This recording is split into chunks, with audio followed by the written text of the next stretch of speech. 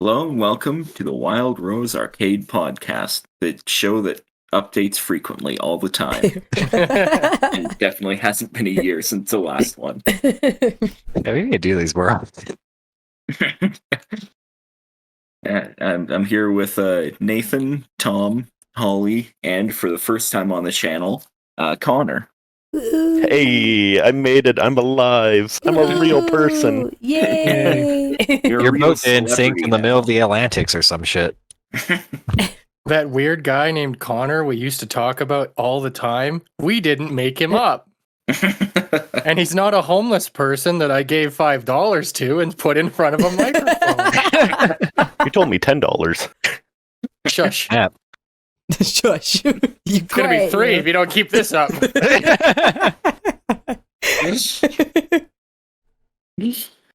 All right, well, Merry Christmas to everyone. Well, that's Happy all we got with. holidays. And I know, but I was making a joke about, as if we were acting in a warm, friendly manner. A white acting gotcha. warm I and can, friendly. I can tell it was clearly a really good one. That was a slapper. But yeah, it's the end of the year. And as we have for the last few years, we're doing our Game of the Year show. Yay. The best game of the year So- show you'll ever see. That's right. Because you Most don't see it, you Top listen. takes. I can see the sound. Just how powerful it Everything. is. Yeah. So yeah, I mean, if you haven't listened to the ones before, we do our runner-ups and winners for our favorite game of the year, as well as just something we played for the first time this year that didn't come out this year. So we're calling that our belated game of the year this time around. We have a better name for it now. Delayed. Game of yesteryear. Game of yesteryear. Oh, Games of dang. There you go. I Of yesteryear. don't know, Tom. I think you owe this guy $10. It's okay. I can still bring the quality down. He gets $3 and a cookie. That's it. Oh, fuck yeah. But Worth. not a good cookie, like oatmeal raisin cookie. Man, I'll take any cookies I can get. Is a good cookie, and people who say otherwise are wrong. Hey, oatmeal top raisin is tier only an acceptable cookie with milk. That's it. I will not take No. any other rebuttals. I feel like No, we're going to have a it's- cookie fight coming up here. It's very Ollie? quickly became Game of the Year to Cookie of the Year. Buddy. Holly, red line Buddy. is a romance. Oh my Chili god, is don't. soup. And No. oatmeal cookies are good cookies. No, let's not. No. We're not starting this again. I do not have the voice to have this conversation. Wait, chili soup? Chili's not soup. Oh, It's chili. Yeah, Good. chili's not soup, but It is cereal is chili. soup. No, I mean- what? No. It's Okay, not soup. So since we're wading into this, however briefly, what's everybody's positions on whether or not a hot dog is a sandwich? Yes. Yeah. Okay, I'll go on board with that. I would say it's a sandwich. Oh god, now everybody's looking at me. I mean, Which if is I wild when we're doing this through Discord. if I really had to make a saying conversation outside its about house. it, I would say. Okay, what makes a sandwich though? Is it the contents in the sandwich, or is it like the bread? Like, does it have to be a as far as specific? I know, the sandwich board hasn't laid out any requirements. Well, it's ask So- the town of Sandwich. Rob, in your opinion, is a hamburger a sandwich? Yes. Then I would say yes, a hot dog is a sandwich. Is All right, so we're all mayonnaise a correct. sandwich? No, mayonnaise is a condiment. I almost said No, it's an continent. instrument. It's an No, it's a continent. Mayonnaise, the continent of mayonnaise. It's mayonnaise. It's one of those lost ones that they put on maps in like the 1600s. Yeah. No, it's just underneath Anyway. one of the big letters. Welcome to the Game of the Year podcast. Anyway, welcome to our video game podcast. No, actually, it's good that we vamped for a little bit because I forgot to set up the wheel before. Oh, there you go. Oh, okay. It's okay. Yeah, the Should I make That's more the hot other thing. SpongeBob Oh, in that meme case- references? That's what I was saying. In that case, we can have more food discourse. Oh yeah, we can Like, argue it's a about things more. Yeah, like it's a Pop-Tart a sandwich. No, it's a strudel. No, it's a pastry. It's a strudel. Yeah, It's a pastry, I think, isn't it? not a sandwich. If that's your qualification for a pastry, that's pretty. I mean, it's a I'm pretty not sad saying- pastry. no, I'm not pastry Well, saying like isn't a value I didn't statement. say it was like the mother It's of just a all category. pastries. pretty But so- depressing pastry I eat when I feel like being sad with my life. Yeah. Yeah, because I'm going to say if I make like a peanut butter and jelly sandwich without the peanut butter, and push it down, so I make like a bread dumpling filled with jam. Is that not the same as Pop-Tart? No, because the bread is different. What a strudel's Also, made not out everything of. with bread is a sandwich. Because what a strudel's made out of it is not bread. It's layered dough. So it's not the same as like bread sandwich. Yeah, but I don't think they use Stuff. layered dough in a Pop-Tart. Well, it's like kind of like biscuity, but like a Pop-Tart is supposed to be like a strudel. Supposed to be. Well, yeah. Doesn't mean they do it right. Yeah, I didn't say that. I didn't say it was great. I mean, it's an American product. What do you expect? Made by goddamn Americans. All right, then. No, make a goddamn original thing in their life. Okay. Well, then by that logic, is Twinkies a sandwich? It's got filling and no. bread around it. And anyway, I've had the wheel set up. Okay, we'll stop Okay. talking about food and sandwiches For now, there will be time. for now. We'll get into Alright. this topic later. So we've got everyone's names on the wheel. So let's spin it and see who's up first. Oh, Oh boy. Oh yeah, I forgot. There's this whole like animation it goes through with sounds and everything. oh, how cute! Oh my god. this is not the one I used last year. There's like a whole splash screen with the results and applause. Oh, Muting the wow. tab. I know It just exactly wants which to wheel make you feel special. Just wants you to. So you're familiar with wheelspinner.tools? Yep. All right. Maybe that's why it chose you to go first. Aw. Boy. So first up is your runner-up for your belated game of the year. Oh man. Honestly, this one I think I had the hardest time with. Just because like being a guest on the podcast for this, I haven't had a chance to have games of the year previous years come up or belated games. So I have a much wider range to pick from. Yeah. And for that reason, I think Hades is actually going to be my belated Game of the Year runner-up. Oh, Oh, nice. cool. That was Rob's game of the year in how many years ago? 2020. Yeah, the year it came out. The year it came out. I didn't Who remember would've what year guessed? it came out. Well, actually, its initial release date was 2018. It came to Nintendo Switch 2020.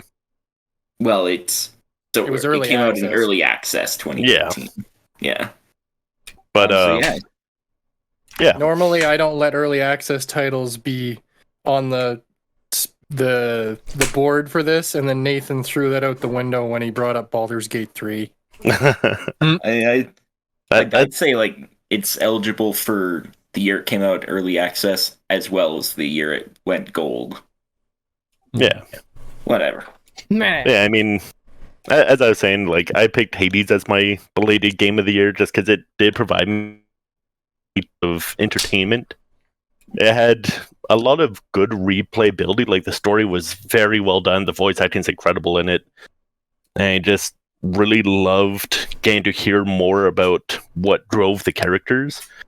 My only downside to the game and why it's my belated runner-up not year is I felt the gameplay became very repetitive after a while. Like the heat system was interesting, Mm. kind of kept things fresh. A lot of the upgraded boss fights were really fun, but overall the gameplay just felt really repetitive after like your 30th run through. Mhm. Mm. Yeah, I get that. It's very much like, after sort of the initial rush when you first start playing it, it's very much like something you pick up every once in a while to do a few runs. Like it's not something I necessarily want to spend, a whole day or whatever playing. Rob says as he's putting his Switch down from playing Hades. That being said, though, Hades 2, goddamn, I'm going to play the hell out of that. Yeah. That's Oh cool. yeah. Fuck yeah. I don't know. I'm new here. Is there anything else you want me to talk about the game? Mm. Just whatever you think is worth mentioning, I guess. You can be as short or as long with it as you want. Holly tends to be long. This year might be different, okay? Just quiet. Don't put expectations on people. Come on. Yeah, for anybody who can't tell, she's losing her voice. No. I'm not losing, I'm winning. Is this what winning sounds like? Yeah, it sounds like dying. Sounds like death. Yep. The only kind of winning I want.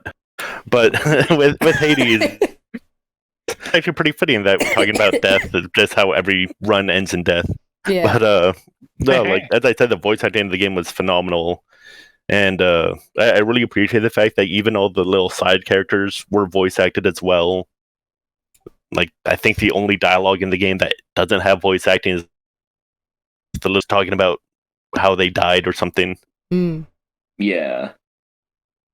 And it's just I still have more to do in the game. Like there's still obviously I never got enough soul stones to unlock everything from the builders.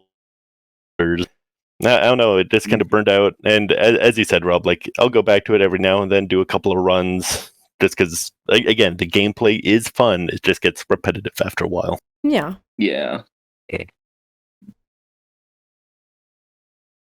Yeah, Alright, I think that's so- about all I can say about it. Cool. All right. So with that, we'll see who the wheel chooses next. The Wheel of Death. Who will it choose? Very slowly spins up. Oh, it heard you, Nathan. You're up. It All right, knows. wow. It knows the wheel is sentient. Forgot about that from last year. Okay, so my runner-up is a game that Careful, guys. He's pooping it out. Holly and I have gone on rants about zombie games in the past. Oh boy. Which- Discord did not pick up any of that last Oh. time. Just to repeat, Holly and I have gone on rants about zombie games in the past, and how a lot of the time they're pretty repetitive and all this, and like the concept of zombies just kind of wore out, especially like early 2010s. Mm-hmm. I'm I'm waiting which for the which kind of surprised me how much I like 7 Days to Die back when I started playing that, because well, I mostly use that as building a house simulator. But then I found a zombie game I actually enjoy. Because it's a fun game. But so my runner-up is Project Zomboid, which is a fun mix of basically think The Sims and zombie survival. Oh my god. It has a very Sims aesthetics and like how the world is built and all that. Okay. And I don't know, it's a fun game. Like loot is always fun. There's not really like super OP like items or weapons you can get. And it does a pretty good job of like balancing like how much weight you have, and like backpacks mitigate a certain amount of weight, but they can only carry like certain amount of stuff in them. So there's a lot of inventory management. There's a lot of like just looting is fun because going and getting what you need, going off on adventures, fixing up cars, which is a pain in the ass. And like the modding community is super fun and active, and they have like 200 mods installed, and it's just a good time. There's finally a zombie game I enjoy for being a zombie game, and not a zombie game that I enjoy because they're just side mechanics I have a lot of fun with. When you say it's like The Sims, do you mean it's like an RTS? Yeah, so it's kind of like a over the head. Like you're guiding your dude through it, you're telling him what to do. It's not so much like lining stuff up, but like you click on like the fridge to open up the fridge, and you'd be like, eat sandwich, and then the dude eats a sandwich, and then you have to like go sit him in front of a TV so he learns about woodworking or shit like that. That's my favorite way to learn woodworking. Yeah, that's how I I've learned seen Home woodworking. Improvement.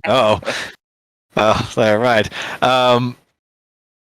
So yeah, it's like a fun little mix, and like it's like there are like lots of little mechanics. Like you have to balance your diet too, because like if you eat like a lot of food with carbs, like that's going to affect you. If you're low on protein, like you're not going to be able to carry as much shit or something, or like you take more damage. I can't remember what being low on protein does.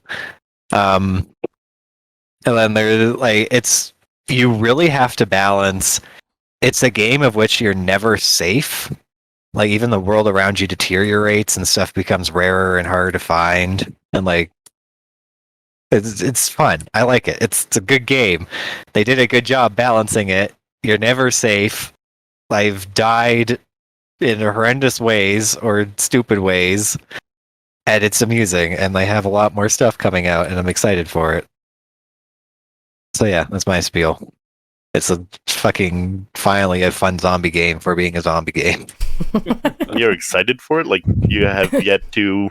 They've got like another big update coming up, which is adding basically a whole system of basements and other survivors and like stories that you can go and kind of follow up on and world evolution. Because right now, mostly the world will decay around you, so like stuff will become harder to find, cars will become more damaged. Buildings will start to like kind of break apart. So like world progression currently in the game is really well done. So they're now kind of adding in like other NPCs and like little stories that you can follow up on, and like basements and all this other stuff, because they don't have basements right now, but they're doing a whole funky like randomization. Basements are like their own separate entities in the world, as they are in real life. I was about to say that's how I feel with real life. Yeah. Oh dear. So yeah, I'm excited for like the new updates that are coming out, even though all my mods are going to break. It's fine. It's fine. I've lived through worse. So yeah, Project Zomboid, fun zombie game for being a zombie game. That's my spiel. Fun zombie You should try it out. I'll pass. Everybody Yeah. but Holly should try it out. I don't want to get into the topic again, but I'll make it. I'll make it short and sweet. I just have an issue with the zombie thing because it's just an unoriginal monster, right? Yeah.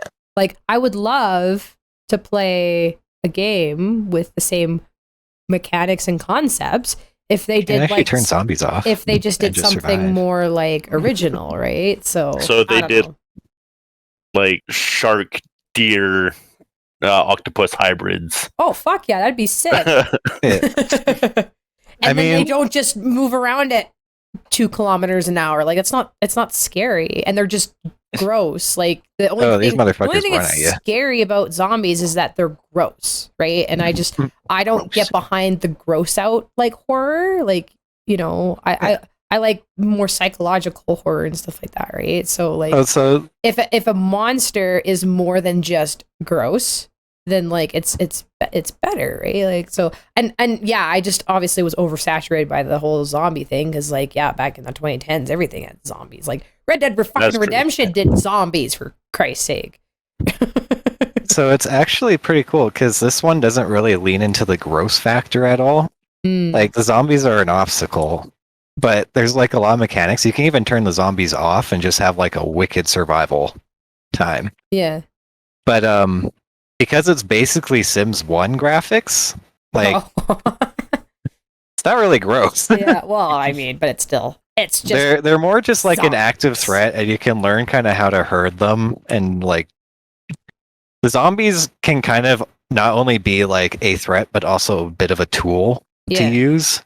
Mhm. And it's just like they've really done like with all the systems and all the mechanics and like how zombies work in the game. it doesn't feel like your like usual looter shooter like 7 Days to Die or Right.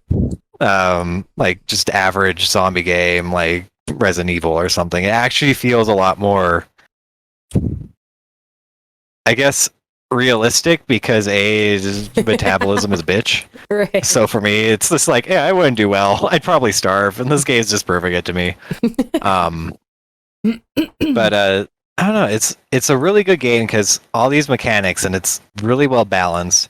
One thing I am happy that they're adding in because currently, without mods, like you could only choose like, do you want like walker zombies or do you want them to like run or sprint?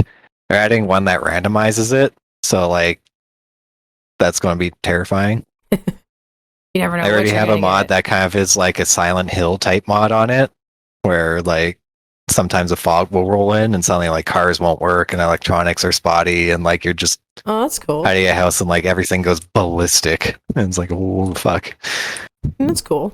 Yeah, I don't know. It's a fun game. It has a lot of really good mechanics. It's a very solid game. They're adding more to it. I'm not usually a fan of zombie games for being zombie games, but this one is actually giving me I'm actually happy with this one. This one's fun. I like this one.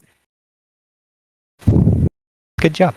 I really want to see like a survival horror-esque, like maybe more like the Last of Us style game, where instead of zombies, it's like toys, like as if Toy Story just decided it had enough. Oh my god. Dude, that'd be fun. You Isn't played that- That would be Sid. scary. What'd you say, Rob?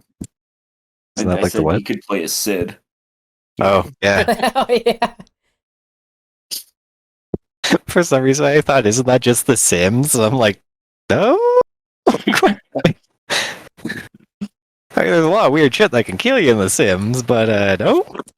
I love The Sims. It's so The good. Sims is great. I mean, I love not The Sims now, like The Sims 2 and The Sims 3. Like those were Sims 3 is baller. those were so I'm good. Sims 4 has some interesting, like, I don't know. It's still shit the bed in my opinion. oh yeah, definitely. Like, there are like little bits I like, which I wish were in better ones, like the wizards. They're fun in Sims 4. Mm. They're a little OP, but you know, I like how the OP. whole progress. You and, can't you know, win The Sims 4. It doesn't matter if they're OP. I know. it's like I like how like it's like you actually have to learn the spells. Vampires are actually Oh, that's amazing interesting. Yeah. in Sims 4. Yeah. Like Sims 4 vampires are like crazy good. Werewolves too. Actually, their supernaturals in Sim 4 just overall are great. But like a lot of the mechanics, it just kind of feels like millennial simulator. It's like, Yeah. I just don't like the things that they took away. yeah, You like I know? miss open worlds. Like, I yeah, miss- that's my biggest gripe sometimes with like sequel games and stuff like that, is that when they take cool shit away, right? Like Yeah. the whole point of a sequel is to make it better than the one before, not worse, right? Like I understand, like I don't know, because like I doubt they had to take away the open world for better graphics or whatever, because like the graphics the for game 3 still Sims runs 3 wasn't kinda, that bad. Like honestly, I would have even just liked an update for the Sims 3 to be honest. Same. Yeah. Like Sims 3, it's my go-to. Sims But 3 no, is my EA gotta make them monies. We're going to do a Sims 5. It's been kind of announced-ish, Oh so my God, yeah. Well, Sims 4 is free to play now, except for all the expansions that have like 30 different expansions that all cost you like $40 a piece. Like, I was going to Yeah. say, what does even in base game Sims 4? It's like, oh, you made It's it to nothing. base game it's Sims like, 4 you is so scratch your shitty. ass and you eat a grilled cheese sandwich, and that's it. Yeah, Sims 4. What do you get the expansions for? It's a fun game. Like Yeah. Supernatural's fucking baller. But that's the thing, But, is like, that it's not fun base without game, the it's so expansions. bad. Yeah, like Yeah. what's the point if it's not fun without the expansions? Then like your game has failed, right? But that's just I don't know. It's just kind of gross marketing from EA, of course, always whatever. But Sims 3 best Sims. That's my final statement on that. yeah, Sims 3. I just guess I'm most nostalgic for Sims 3, but like Sims 2 actually was like really good. Like they had like cutscenes and shit. It was awesome. Sims, all the side games from Sims Like 2, you had a like breaking cutscene from out getting and all that. abducted by aliens. It was so cool. Yeah. My nostalgia is Sims 1. Like Sims 1, because I was really young when I played that. I never played The Sims. And 1. Tom played that, and I remember burning Tom's, or not burning Tom's, but being the instigator for burning Tom's wife to death. Oh, well, that's No, I my future. remember that. It was a good day. Yeah. There was so much said in that little. Oh. Oh boy, Tom. I'm just quietly like Tom should- twisting a piece of plastic, imagining it's my neck, and just like, yep.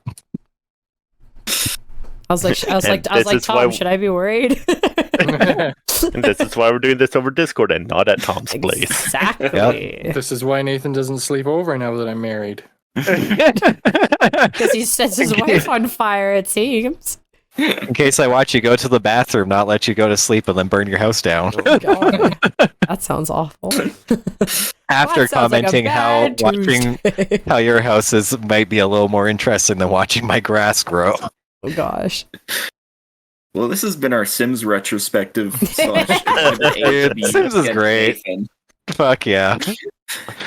10 out of 10 when burns Tom's wife again, which don't think about that, Holly. Don't worry about it. God. What Yeah, the Project actual Zomboid. fuck? All right, well, to distract us from Nathan's weird pre-murder confession, let's see who's up next. Oh god. Holly ever dies in a See, fire, I'm going to be the main suspect. I hope I don't Doesn't die matter if in a I'm off in a fire. different country. That sounds awful. Okay. Don't worry, So, Holly, Tom, I what like is you. your I won't let you runner-up on for fire. related game of the year? I'm sorry, did you say Tom? Nathan was talking. I take that as a yes. Yes. Yes. Oh, I didn't hear what you said. Because Nathan was talking. Oh, Oh, shut up. man. So I actually had a really tough time with this one, not because of the usual problem of me having to think back on like what did I play this year, what didn't come out this year that I played for the first time. I've gotten pretty good about writing everything down in a Google Doc these days whenever I play something new, so that when we do this podcast, I can just look at the Google Doc. And this entire year, I played, let's see here, 4 games, it looks like. I was going to came guess out- 2. That came out this year. The rest were all games that I picked up, mostly anyway, on Steam sale, because now I have a Steam Deck and I have become victim to Steam sales. I had a pretty hard time narrowing it down to just 2. And picking. I actually had my actual personal game of the year, or belated game of the year rather, was really easy for me. That one, as soon as I played it, I was like, oh, this is going to be it.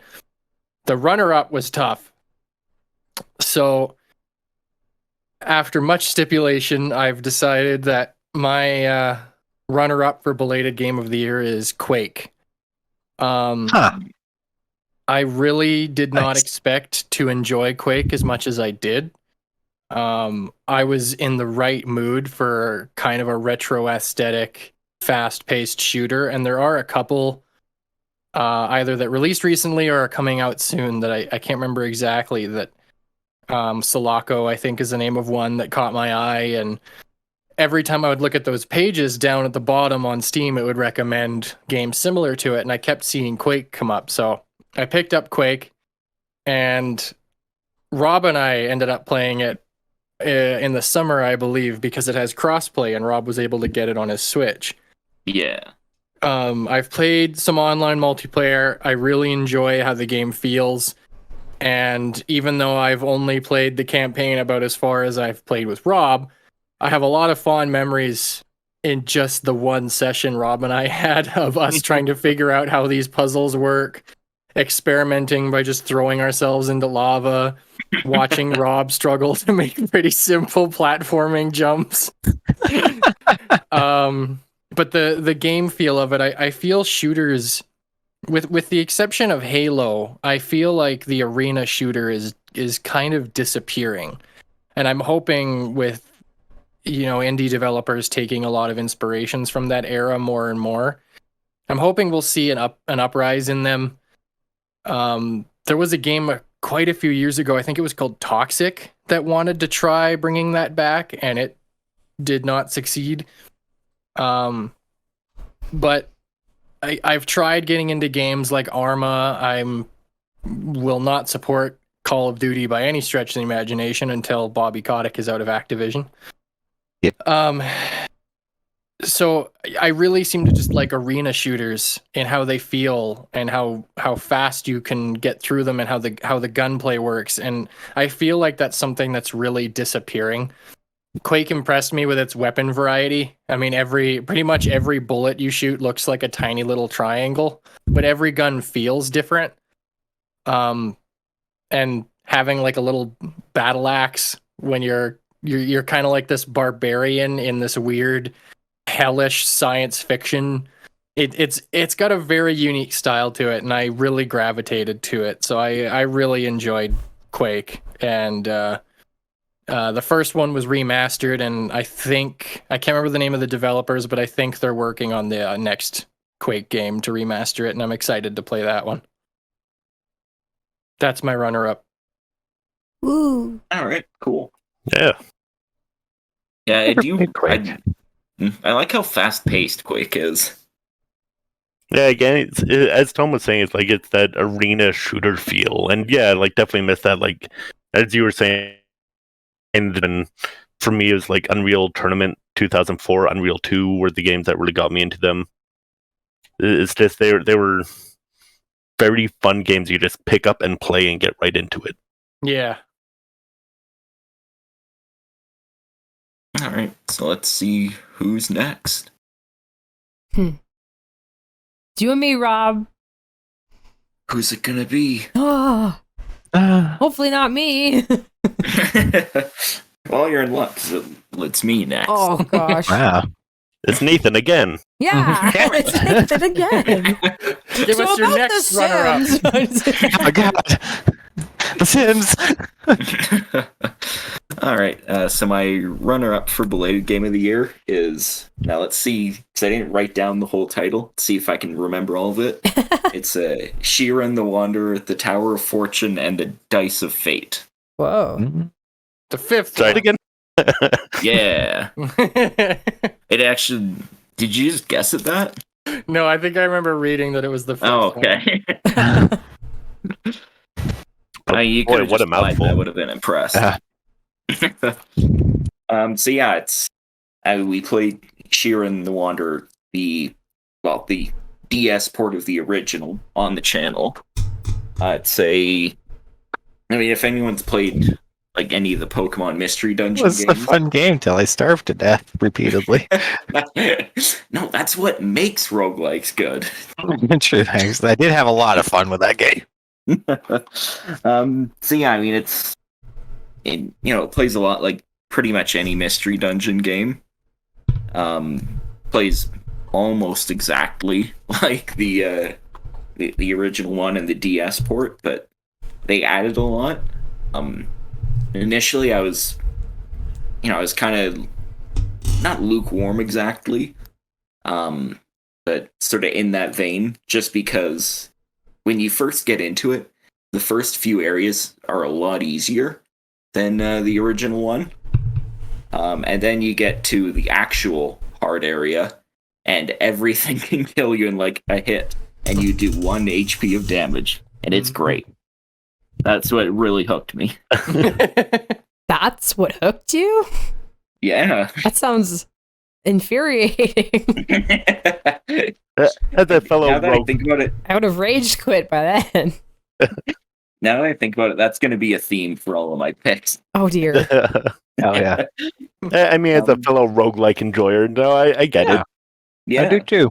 It kicked me in the balls, and I've never been harder. Oh, Exactly. But yeah, I mean, there's just like it adds so much to the original kind of idea, while still keeping that same spirit. And I mean, it's just because it's a wild game. Like I haven't run into any in the new one. But there will be monsters that do things like turn you into rice. Oh yeah. And then you just sit there and get Rice? eaten. And I mean, it's basically a roguelike with sort of the character writing of like any 16-bit RPG. Like it's actually, I mean, for everyone who's familiar, it kind of reminds me of Alundra in its writing.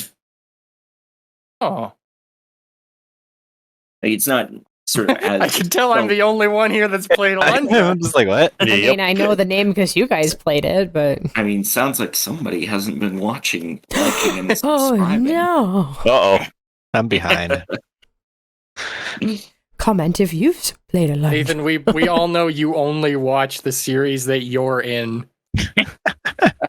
Because you're some Aw. sort of weird narcissist. That kid is called nepotism. I don't. I've been watching you and Ollie and all that. Mm. And your Full Metal games. I love those ones. The what? Or Metal Gear Solid. Oh, Ones. Oh, I was like, Full we never Metal. Full played Metal. Full Metal. I mean, we should play those Full Metal games. Yeah, you should do Full Metal. Yeah. I'm Nathan's so actually been playing nostalgic them for by those. himself. Huh?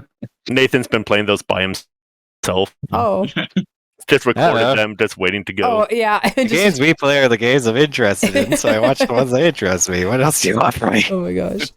Anywho, But yeah, I mean, it doesn't really do anything all that new, but all the things that it does and that it borrows from other games is stuff that I really like. So that's why it's the runner-up, but that's also why it's one of the top two for me. wow. So that just leaves Holly. Yeah.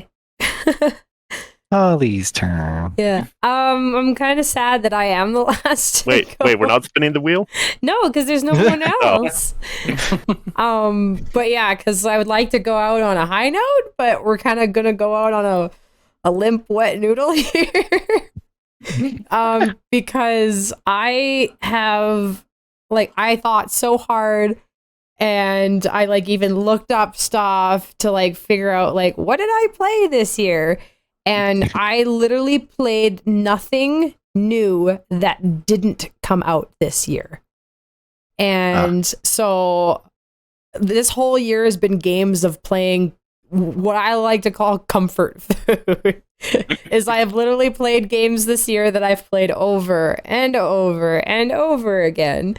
So I can't really pick a game of the a runner up for my version of this game of the year, because I didn't really play anything new, but I do have some games that I've picked as substitutes, but I just know that I normally wouldn't have picked these games if they weren't the only ones that I would consider that I played that didn't come out this year, because I don't even know if this what I'm going to talk about came out this year or not. A high bar.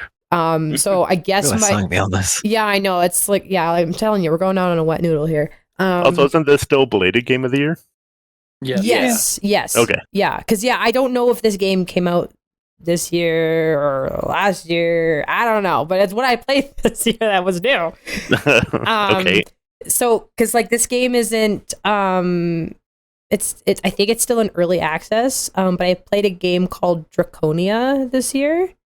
It's it's in early access. I think it's in its alpha stage or whatever. But it's basically it's a dragon simulator. So it's it's a survival simulator. So think about Ark, I guess. But instead of being a person, you're a dragon. And your goal is to, eat food, drink water, and get bigger so you can eat bigger things. And the game interests me because it was being advertised as a dragon survival MMO. So they had hoped to actually develop quest lines and things like that, where you actually do quests and get XP and stuff like that. So it's not just a dragon simulator. And it just really interested me because the graphics looked really, really nice. They have a very dynamic weather system where you can fly through storms and stuff like that, see northern lights and things like that. And it just looked really, really pretty. And so I was like, I really want to play this game. And it was, you still have to pay for it for early access. But I liked the concept of where it was going. So I figured that my purchase of the game would go to, you know, kind of funding the game a little bit. And I played it for about 20 minutes. And it's good. Like, it's exactly what I've described. It's a dragon simulator. You fly around. The character customization is probably the best part, because you can really customize your dragon to look like any color. They have like a few different types. The most notable that I'm thinking about right now is they of course have the European style dragon, so a quadruped dragon with its wings, not wyvern style. They don't have wyverns yet. And then the Eastern dragon, which I really liked. So like the Noodle Boys. And the Noodle Boys. But the animation on the Noodle Boys is so good. Like the way they like swim through the sky is so cool. And so I really gravitated towards that.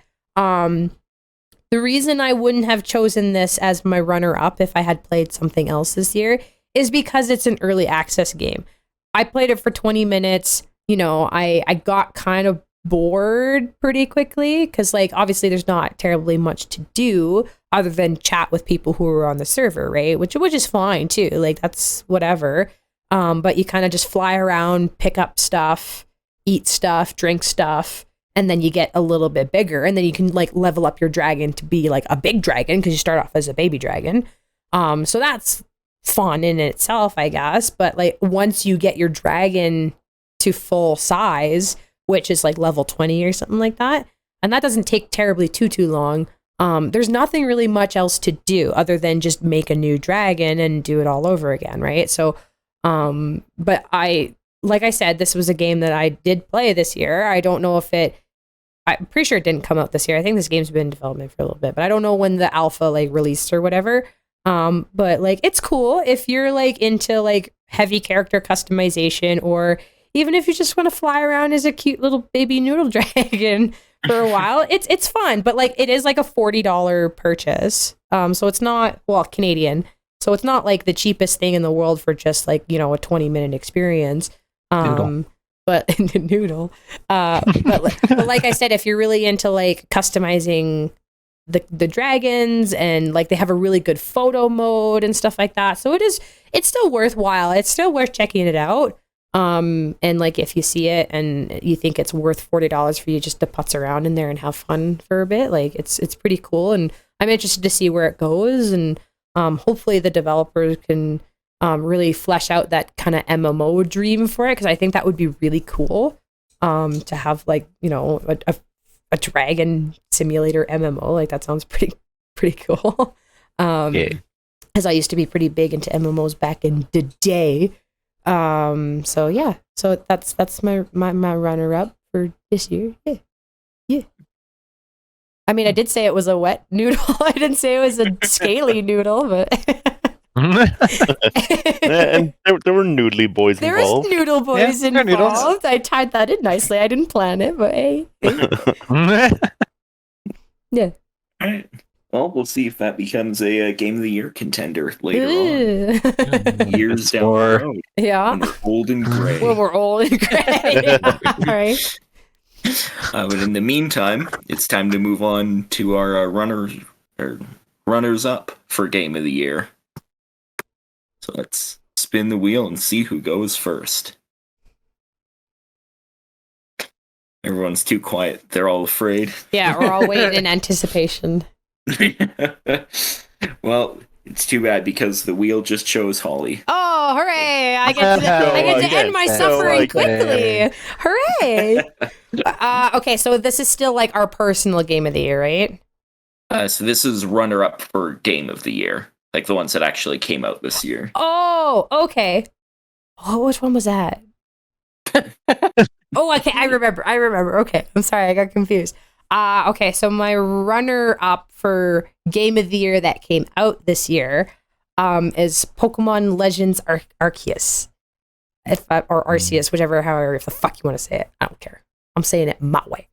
One way is correct. Yo, I'm saying it whatever way I feel like today, okay? So, sit quiet over Damn. there. You sheesh. They're made up animals. down anyway. Exactly. So the reason I chose this is because it's one of the games I remembered I played this year and that came out this year and all that stuff.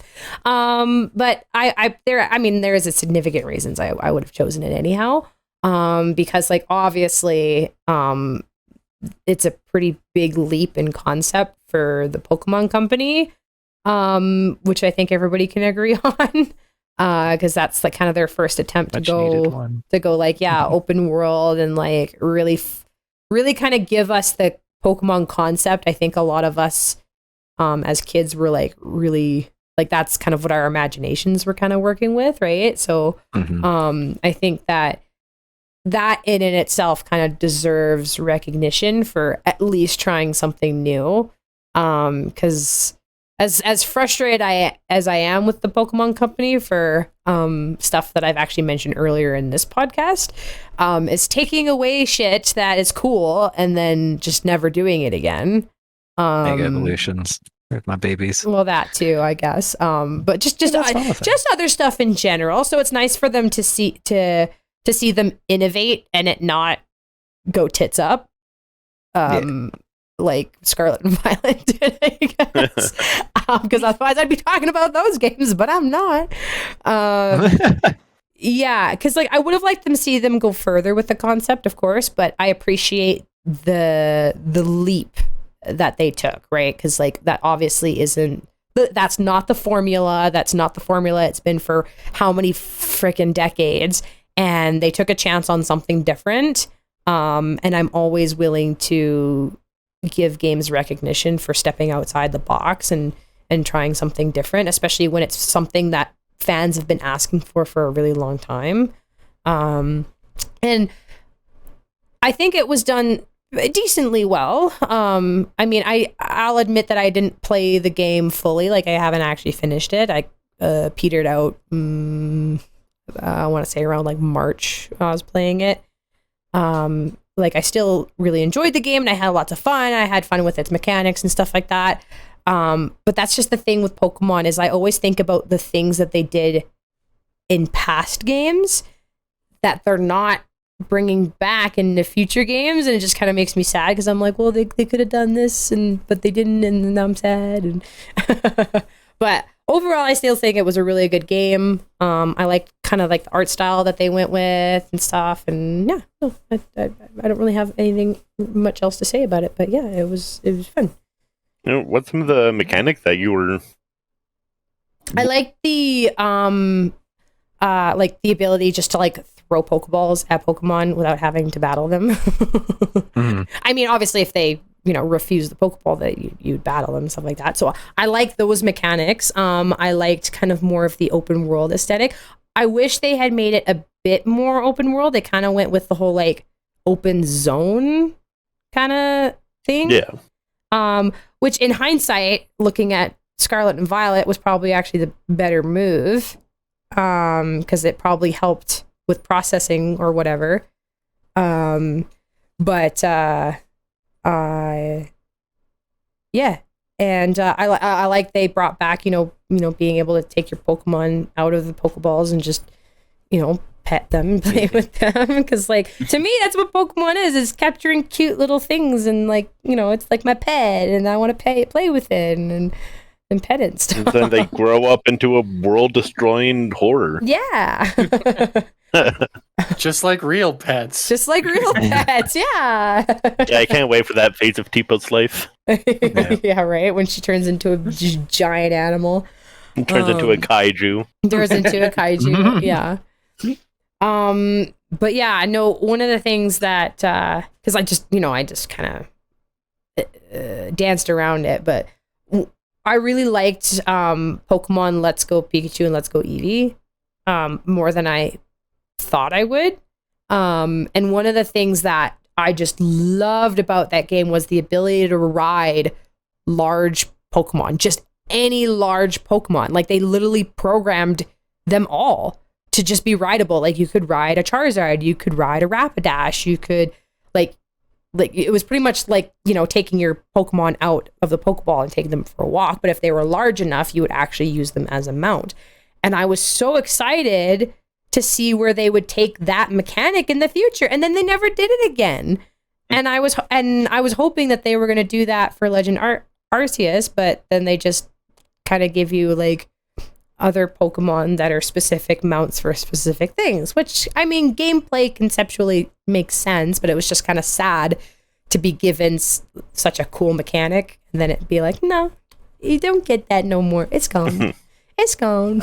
I mean, that's what Game Freak does. They innovate one new step and then they go back like 10 steps. I know. Yeah. But it's like, as Holly's saying, it makes sense from a gameplay standpoint. Yeah. It's like, oh, you captured this like Staravia right at the start of the game. Now you can just fly over everything. It's like, yeah. To just miss everything they actually put into the game. Yeah. And the way Arceus was, the way the world is designed is totally different than how the world was designed in Let's Go, right? Like, though those games were obviously kind of remaked from like the original, what was it, Game Boy games? Yes. So like the like kind of top-down, semi-top-down perspective was more or less kept, right? So you can't just fly out into the sky if you're riding a Charizard, right? Because you can't even goddamn see the sky. You can't look up, right? That's quitters talk. Well, I mean, you physically can, right? So then that kind of keeps the player a little bit more railroaded, so that you can have those mechanics and stuff like that. And obviously, sacrifices have to be made for other innovations and blah blah blah. It's just, yeah. But no, overall, I really liked that game. I thought it was really cool, really fun. Yeah. So, who will the wheel choose next? I vote Nathan. How Nathan. dare you? It's gonna be Connor. How Oh, dare. yeah. Connor, the wheel is a friend of yours. Hey. It's Nathan next. Aw. I control the wheel. He listens to you. Curses. All right. What was mine? Oh yeah. So, actually, Arceus was Yeah. third for me because I really like the game, but I have to admit when I have a problem, and that's fine because I might be slightly addicted to this goddamn game series. Oh. And they recently had a new one, so for my runner-up, it's Total War Warhammer 3. Oh. I thought you were going to say Project Zomboid 2. Project Zomboid. Yeah, they changed the O to an A. Zamboid. Yeah. But so, I don't know. I love like Total War games. Like I was really big into like historical ones, and then when I hit that point where I'm just like, God damn, I wish that, these historical ones, I wish I could have magic in them, because I'm always the fucking mage in games and all that. I was like, I wish I could have magic in my historical game. And then I looked on the thing, I was like, oh, they literally do Warhammer. So I got the first game, I played that a shit ton. Got the second game, played that a goddamn shit ton. Now the third game's out, and I'm already playing it a shit ton. It's a fun game. As per usual, I tend to make my world psychotic, and I give enemy AI factions massive amounts of money, and I give myself massive amounts of money, so there's massive amounts of armies on the field, and it's just everybody constantly beating each other's face in. Which is a good time. Yeah, fun game. Magic's pretty. They actually really did a lot of upgrades on their magic and how they function and look, so it's even prettier. And places like the Chaos Realms are super goddamn pretty, and Chaos Corruption makes places super pretty. It's a very pretty game. It's a goddamn very pretty game.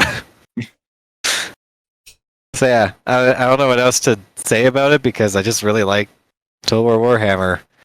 And the third one is, it started out really rough, that's why it's probably not why I was like, it's not going to be my game of the year, because it really did have a rough start, but it's a lot better now.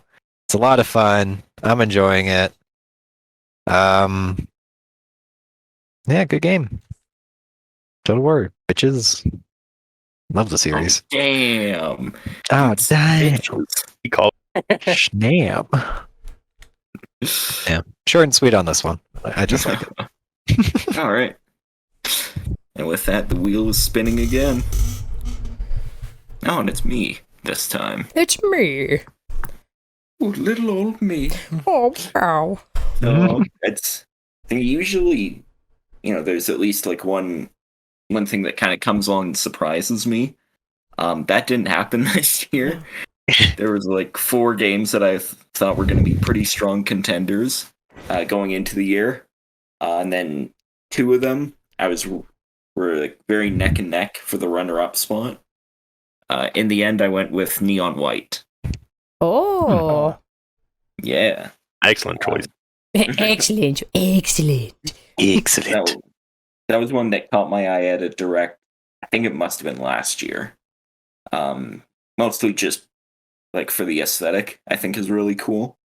But I think one of the things that it does, which is really impressive, is it gets me really into a first-person shooter with a lot of platforming and like speed running mechanics.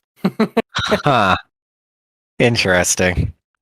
Yeah, like if you had asked me, if that was the kind of game I wanted, I probably would not have said that it was. But it controls so well, and I like the way that it handles the weapons, where each one is basically a card that you can either just shoot as a gun, or you can spend it to get some sort of other power. Like there's a dash, there's a double jump, all that kind of stuff. And the levels are just like so well constructed. They're all really short. Like most of them, you're looking like less than 30 seconds. Yeah, it lets you get like, right back into things to try and get the best time.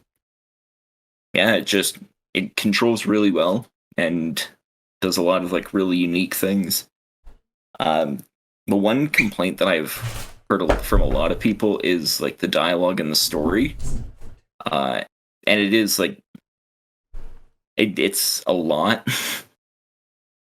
It's like, I've seen a lot of people talking about how cringy they found it, but it's really going for that kind of like weird Toonami anime thing. So in that context, I think it works. It's really not any more ridiculous than something like High School of the Dead or some other trash show. Wow. What do you mean, Rob? But yeah, I mean, it's just it's one of those games that doesn't do too much. It just kind of focuses in on like one thing that it does that no one else does, and which it does really well. So that's my runner-up. Yeah, I think near to that, where it's just like I've played myself, and as you said, levels are very short and sweet, and very action-packed, and always kind of gives that feeling of like, oh, I can do this and get a little bit faster, and you're always just finding new ways to do stuff. And I just find it very refreshing to play. Yeah, like there's almost kind of a puzzle element to it. So you'll spend a card to do something and then realize, oh no, I'm gonna need that. Or you'll realize, oh, I needed that like 2 steps ago. So there's like kind of trial and error to it. But yeah, like I never play the same. I never play level just once. Like I'll go into a level. Like, okay, no, now I want to try doing this, and I just build and build. I'll play the same level probably like 5 times or something before I move on. Yeah, yeah, because they're so short, it never really gets old the way it can with like some platformers, especially. You've definitely piqued my interest because everything I saw of it made me think it was like Mirror's Edge.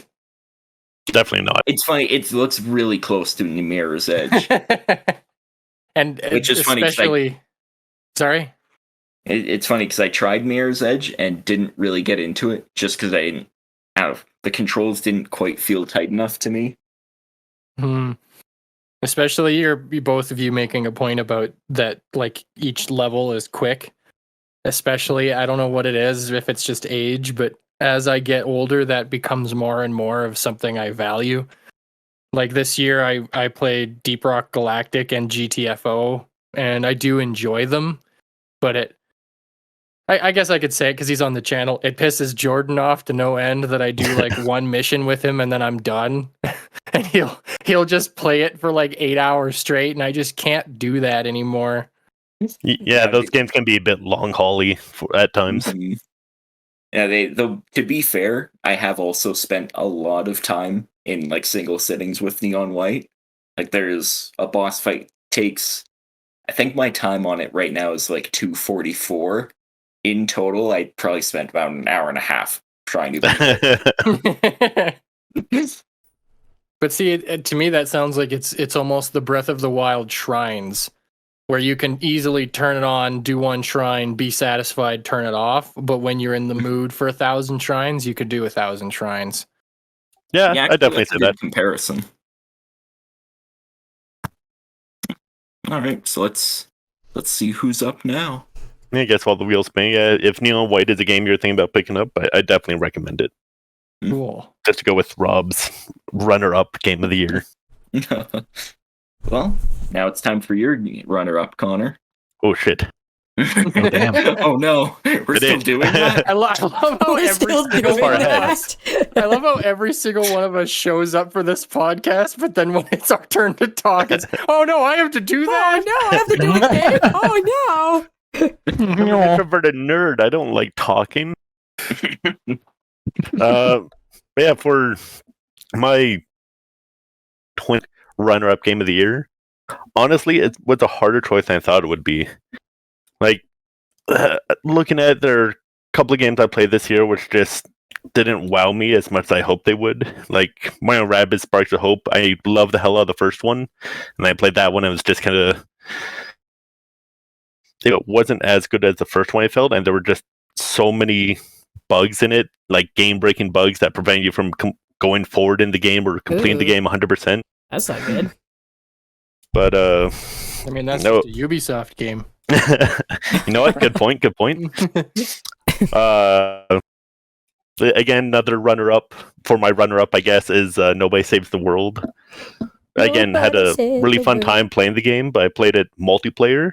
I thought the story was great, writing was great, but the fact that you shared one menu system between the two players, only one person could do something.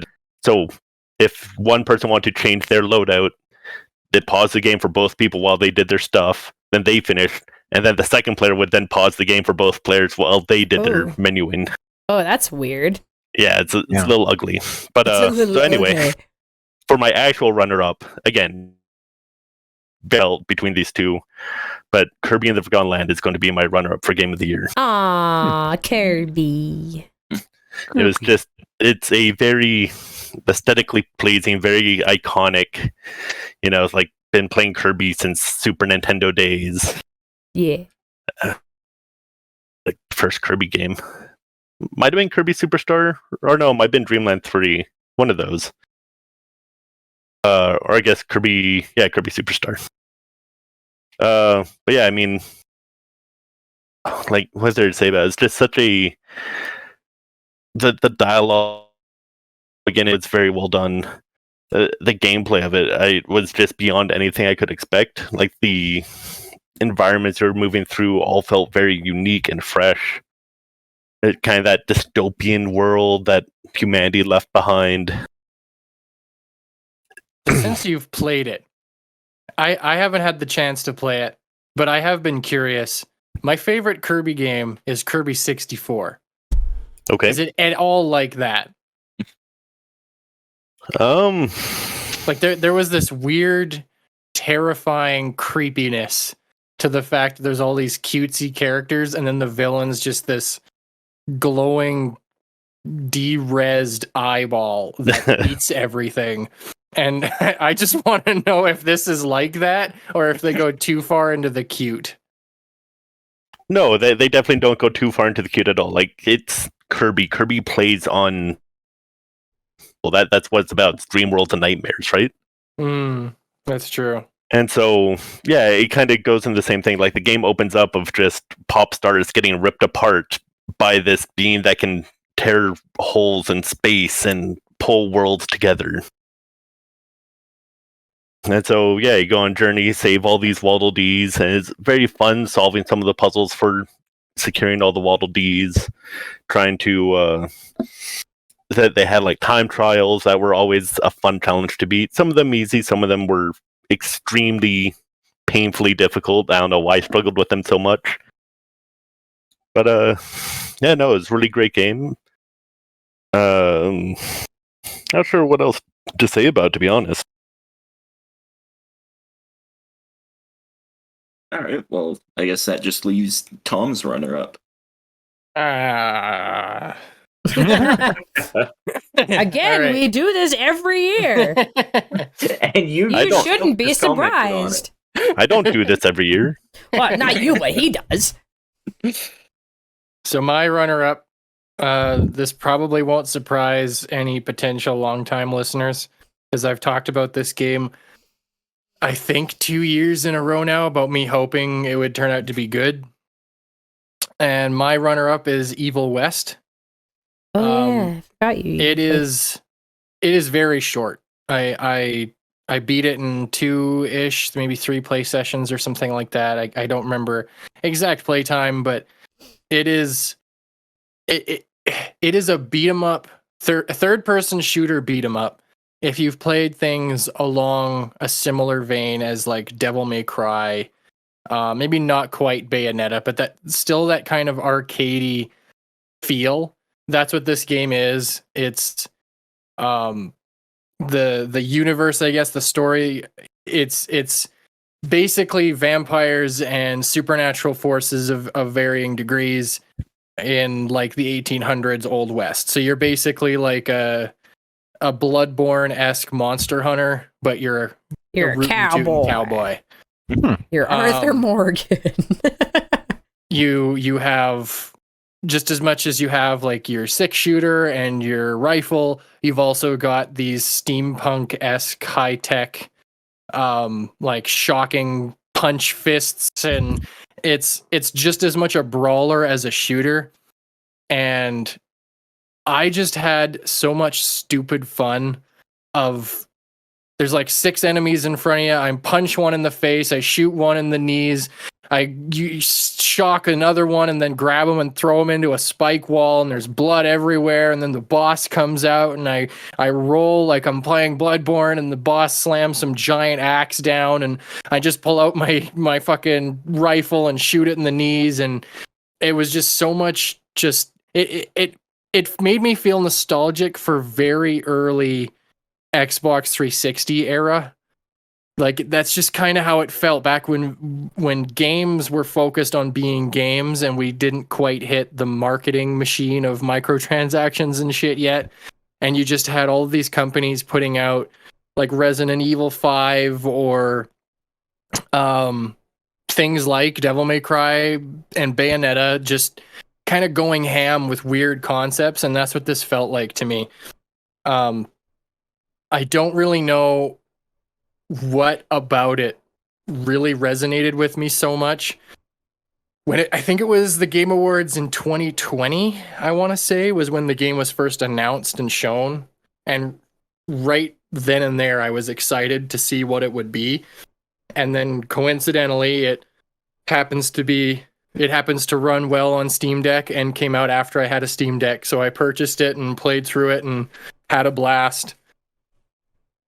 I don't really know what else to say about it. I just highly recommend it. It's not a full-priced game, but I can't remember what its price is off the top of my head. But it's a lot of fun for one of those, like, if you like popcorn blockbuster movies, just not necessarily something that's, got some deep thought put into it. You just want to have a good time. It's a really good game for that. If you enjoy beat 'em ups. If you don't, then you probably won't like this one. All right. So with that, it's time to get into the real winners. The So, real spin winners. We're wheel. all the real winners. The wieners. That's beautiful. The real Aw. winners were the friends we made along the way. I was thinking the games we got to play. Fuck you guys. And they weren't all winners. That's true. Yeah. That's very true. Yeah. So yeah, we'll spin the wheel and start with the belated game of the year. Spin the wheel. Who is it gonna be? Oh, it responded to the burp. Oh, Tom, you're up. ah, it knows. It's sentient. The wheel. Okay. So my belated game of the year. Everybody imagine this. Old school RuneScape sort of graphics. Not gameplay, just those kind of stylized, almost cel-shaded, but weirdly not detailed character models and things. I like it already. So that kind of aesthetic with some Dark Souls, Bloodborne gameplay, not quite that difficult, nowhere near that difficult, but just that style of hack and slash and, you know, Z targeting and the like. Mm. In an open world that isn't too big. It's much smaller than something like Skyrim, which is weird to say because Skyrim's not big by modern standards anymore.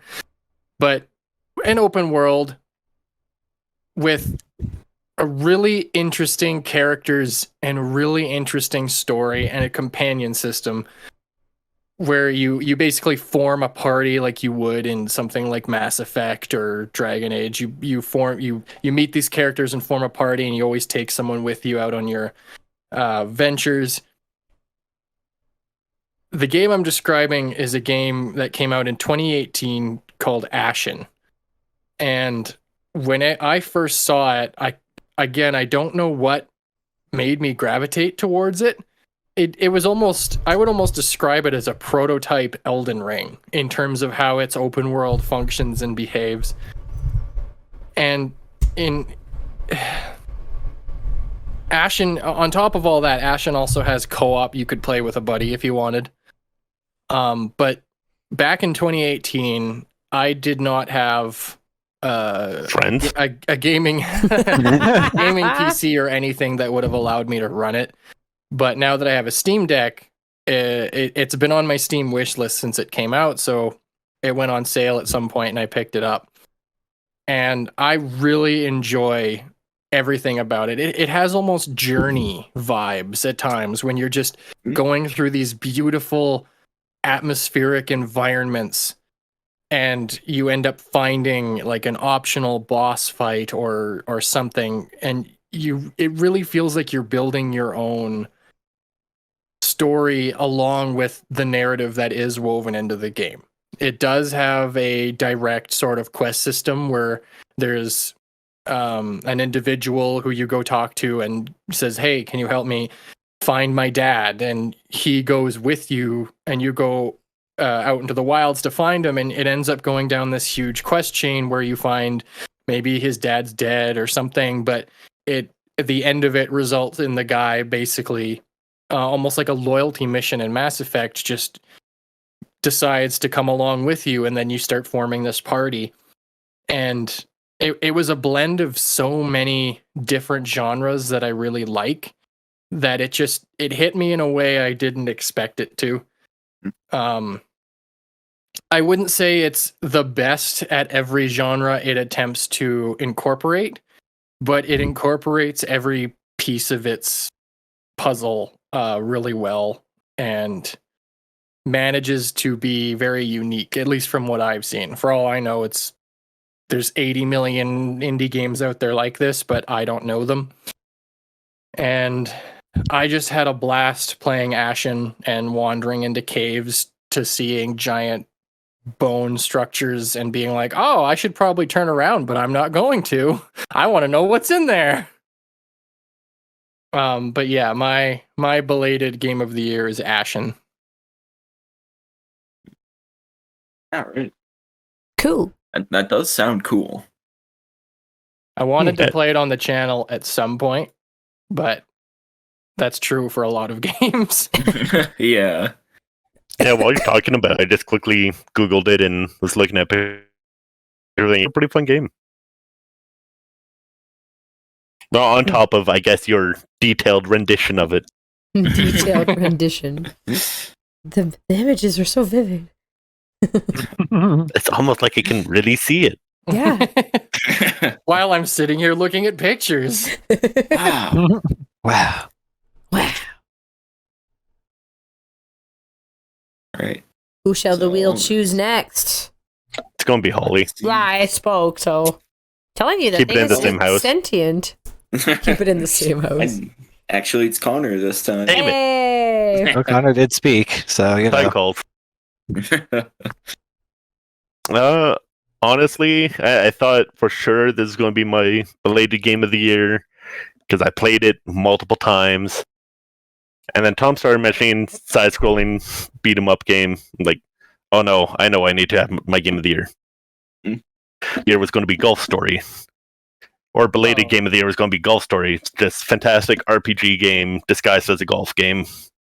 Golf Dialogue is story. hilarious. The stories in it are fantastic. Really great game if you haven't already given it a play. But because side-scrolling beat-em-ups got put in my head, there's one where it kind of plays off like Greek mythos. I played through this game. Oh man, I don't even know how many times now. I want to say at least 5 times I've 100%ed this game. Myself, twice with another friend, and then once with various other friends. And it's Full Metal Furies. So, yeah, it's a co-op side-scroller beat-em-up, kind of similar vein as Castle Crashers, but less... I don't even know what to say. It's not as... Sure. Yeah, it's not as immature. Well, it has its moments where it still is. Like, there's a point where, like, one of the characters in the main squad tracks down one of the bosses, and it's like, oh, because he smells like farts. It's, I think, really, it's probably not a good example of really good humor in the game, but the game does have really good humor in it. Yeah, fart jokes, peak humor right there. Yeah. But Not as classy as drinking your own pee. Ooh, But, toilet yeah. humor. It has, it can be a bit of a bullet hell at times, which again, kind of games that I do find myself enjoying a lot. The dialogue in it is super witty, super funny. The story is very compelling, and it's just always kind of want to see like, oh, what's happening.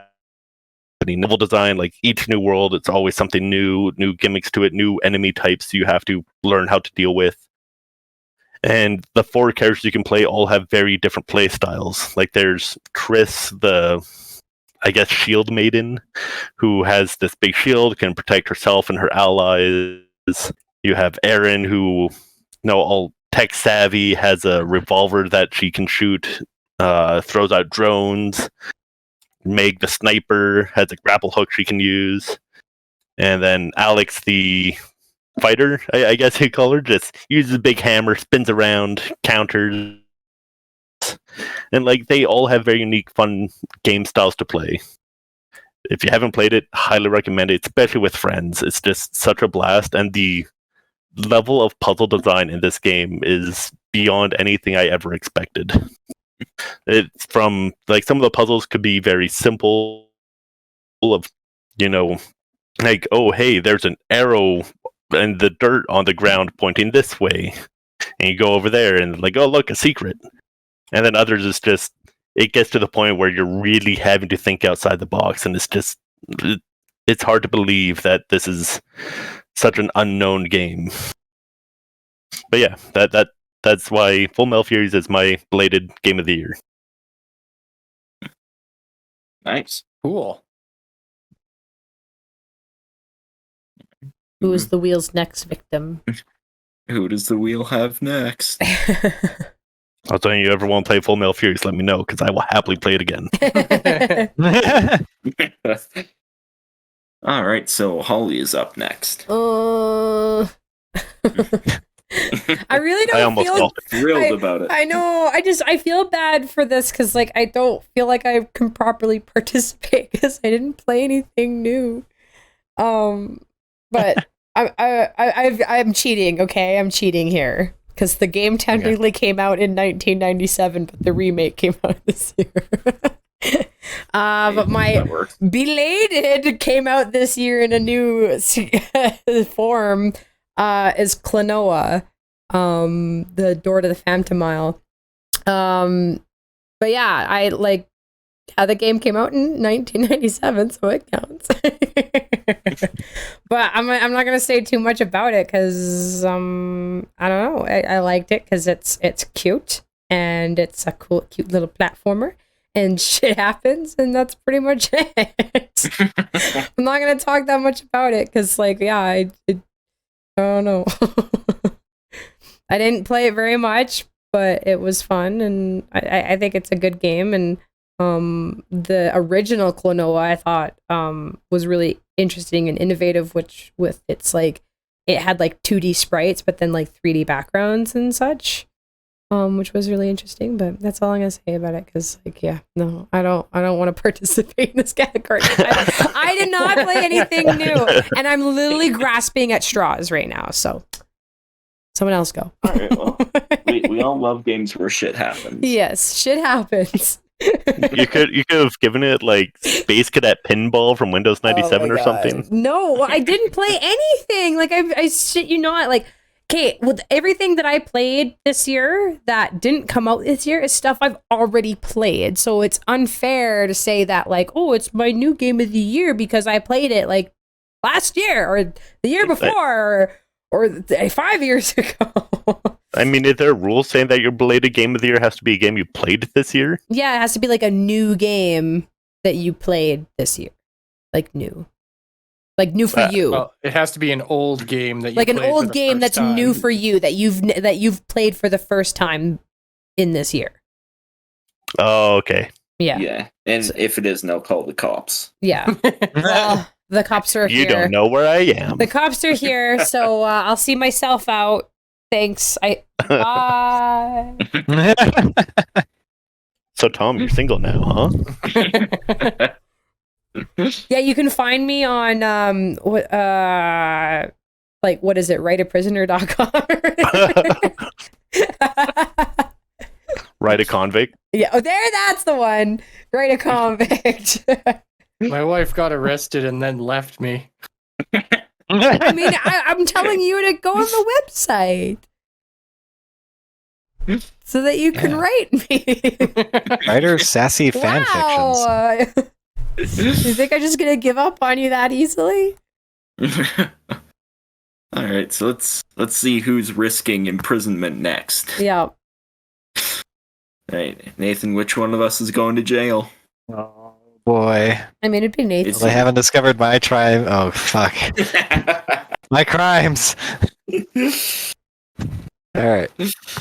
But I could at least say that mine is original because I played it this year for the first time. It's great. I think I mentioned it at some point on one of our episodes or something. But this game, really fun, really great. I've had an amazing time mucking about and exploring this world and getting creeped out at shit. And overall, enjoying exploring and hiding in corners as people laugh at me. Or weird things laugh at me. Anyways, so the game that is my belated game of the year is Into the Radius. It is fucking fantastic. It's kind of like Stalker mixed with it's actually basically like Stalker. You basically go out into like the wastelands. There are like weird monsters that you have to deal with. There's like anomalies that you have to get around and find shit, bring it back, and this all the time you're trying to figure out what the hell happened here, and you can listen to the last moments before the event happened, and like people just kind of like, I don't know, you go up and you touch like a weird ashen figure, and it breaks, and it tells you like the last moments that this person was basically going through, like what they were thinking and saying and all that. Yeah, the monsters can be really creepy at times. Like there's like this weird construction. Like I have a very big memory of this big construction site, and just like trying to get around this place as like these things were laughing and crying and screaming and just like fucking going all out. I'm just like, what the fuck is happening? There's sound everywhere around me. I don't like this. But I do like it, and I like it a lot. Yeah.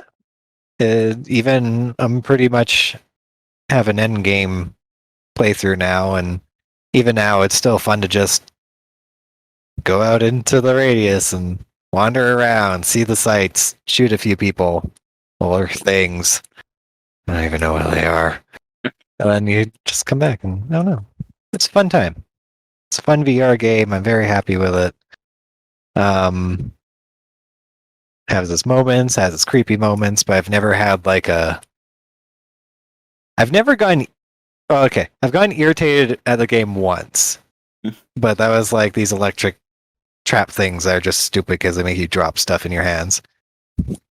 But aside from that one time, I've never actually had like a moment like I die, and this is like, oh no, I'm dead, and like getting pissed off at like something being BS and killing me. It's just like, well, I died, so I'll just go out and get my shit again and just keep on going. It's fun. I like it. It's a really good game. All right. Also, it's very pretty. It's a very visually appealing game. All right.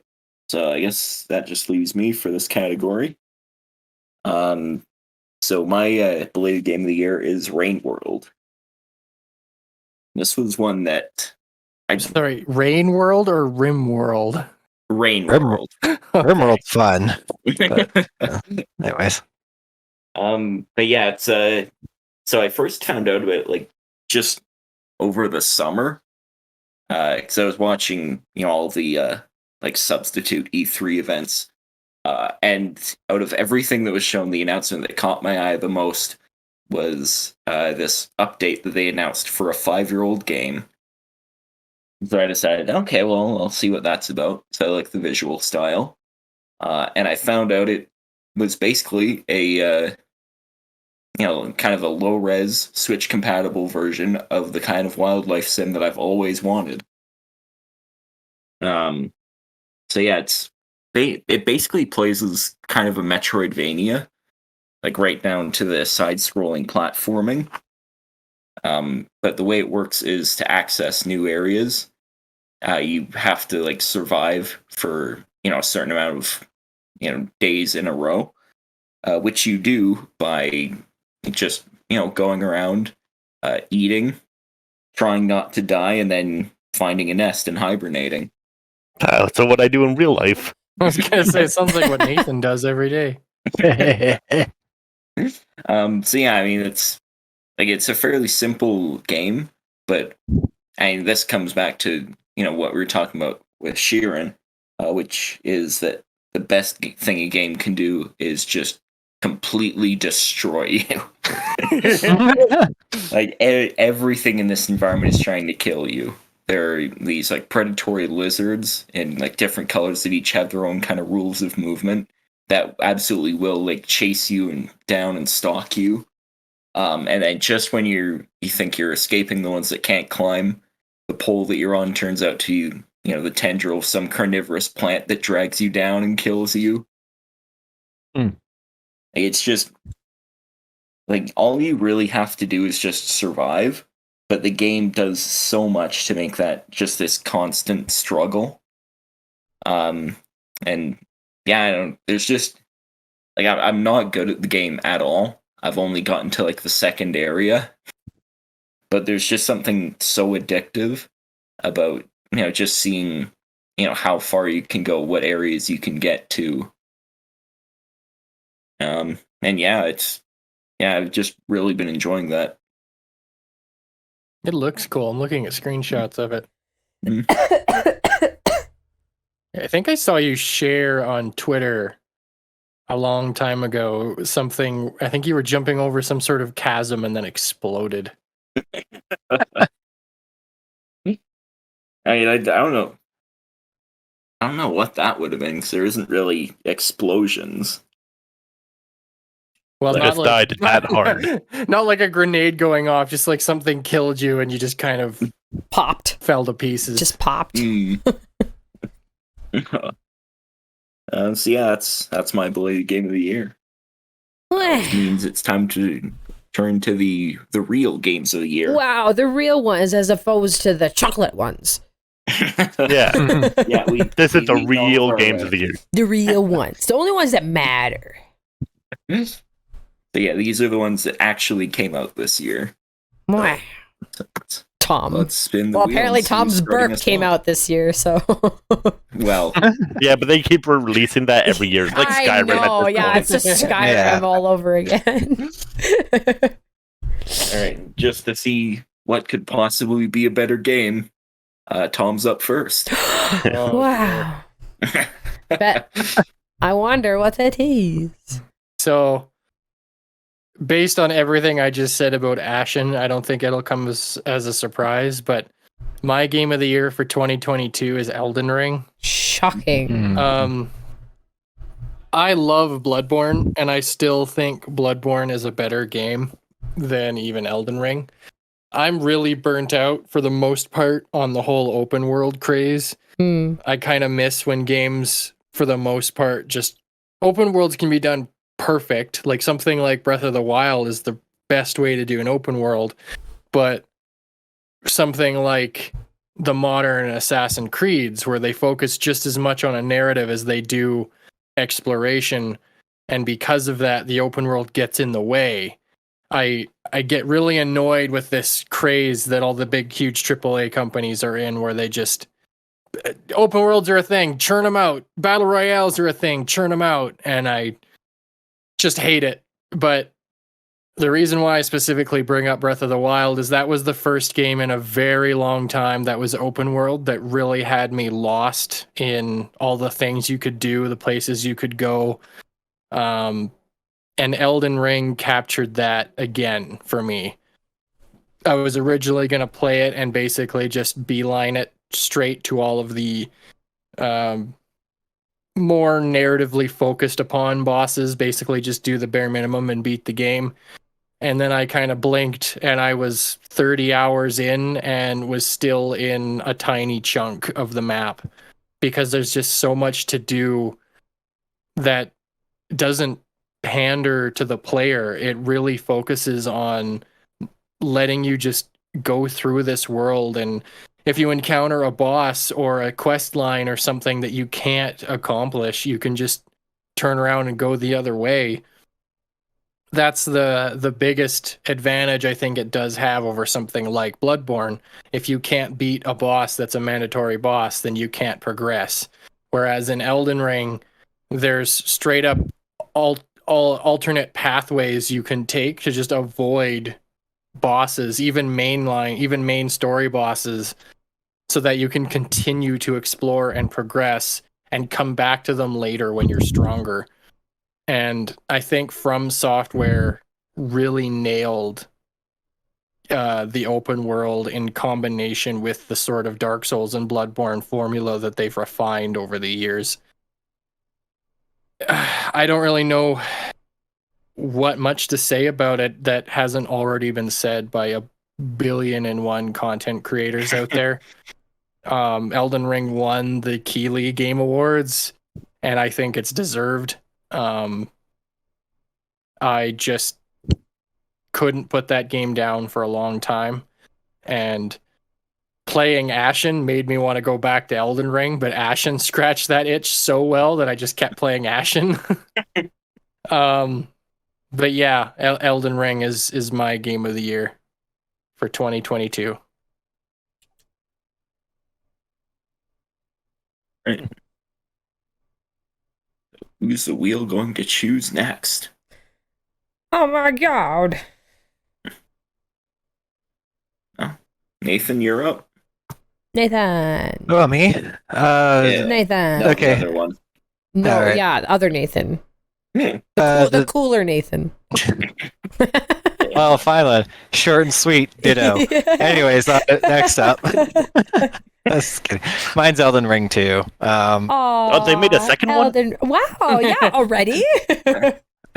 How'd you know? Yeah, this is a fucking great game. I really love Elden Ring. I've had a lot of fun playing it. I'm playing it a lot with friends and just going through it. The multiplayer mod is great because you can just muck about constantly as in the game and don't have to deal with the rejoining all the time. Beautiful world. I love exploring it. Lots of fun little enemies to fight. If it's fun, it's a challenge. I enjoy it, and there's magic. So I place it over Bloodborne because there's actually goddamn magic in this game. Because it's me, and I like being a wizard. You're a wizard, That's why I Nathan. sit in my corner and throw moons at people. That's all I want to do. Moons. You show people your butts? Yeah. Yeah, but that's in real life. Yeah. I'm a real life wizard. Showing everyone your moons. Yeah, no, I don't know what else to say about it because there's a lot of people who have written large essays and lots of people have done like great reviews on it. I don't know what else I could possibly add to it. It's a fucking great game. I enjoy it. Yeah. I was about to say something very controversial. I was Man, like, that's what YouTube's is for. it? No, I'm kidding. I'm just joking. Is it? No. If I had to say anything positive about Elden Ring, I hate the Soulsborne games for the reasons chumps like me hate the Soulsborne games. No, I'm just kidding. Because get good. Yeah, because get good. But I actually played Elden Ring and I liked it. And yes, I also liked throwing magic, not moons, at people. But if I had to say anything positive about it, because anything positive about it. No, it's a great game. I'm just saying, like, there's some games that exist that just aren't made for you, right? And like, unfortunately, as much as I like the aesthetic of like the Soulsborne games and like Bloodborne and stuff like that, those games are just not made. I'm not the target demographic. But from what I did play of Elden Ring, I really did enjoy it. So, yeah, there's my 2 cents. All right. So spin the wheel again. Spin Sorry, but we got rid of the pennies, so you have to give at least a dice. nickel. Oh, but I'm poor. Pennies don't exist. Oh yeah, can't give 2 cents. All right. So next up is me. Me. Wow. Who's And- me? Yes. So, sort of in the same vein as Neon White. Actually, I think it was first revealed around the same time. This is one that I knew, was probably going to be high up on my list, like right from the time that I first found out about it. Like even before it was announced, I was just waiting for this developer's next game. So my game of the year is Citizen Sleeper. I had a feeling it would be. Yeah. So for anyone who doesn't know, it's basically an RPG. The way it works is you get a certain amount of dice in the game there's cycles because it's all sci-fi. But basically every day you get however many dice, and all pre-rolled. And you just sort of choose what to use each one on. So, again, this is one that's where the actual gameplay is really simple, but it does so much with it, just, with its story and its characters. And I never really, I shouldn't say never, but for a long time, I didn't really jive with, like, the actual role-playing of a lot of role-playing games. Like, the first time I played Mass Effect, I eventually came around on this, but the first time I thought the dialogue was basically just a distraction from, the action. How dare you say such things?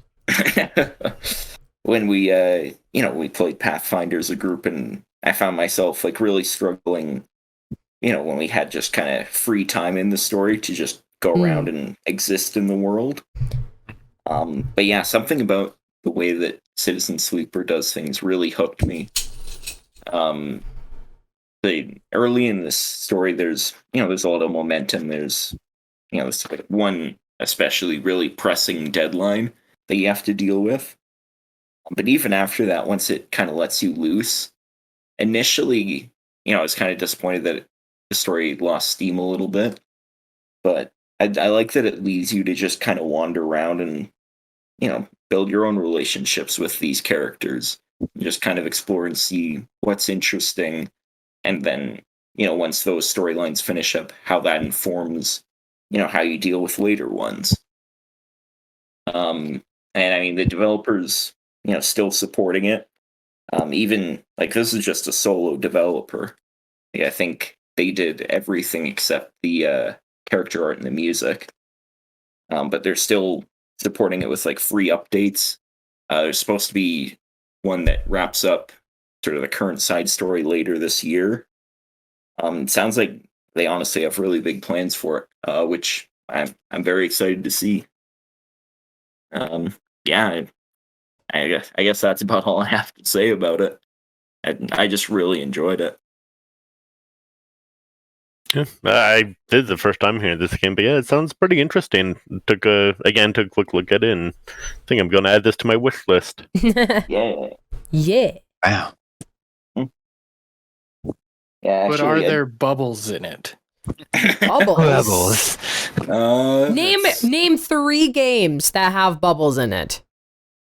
SpongeBob Fight for Bikini Bottom.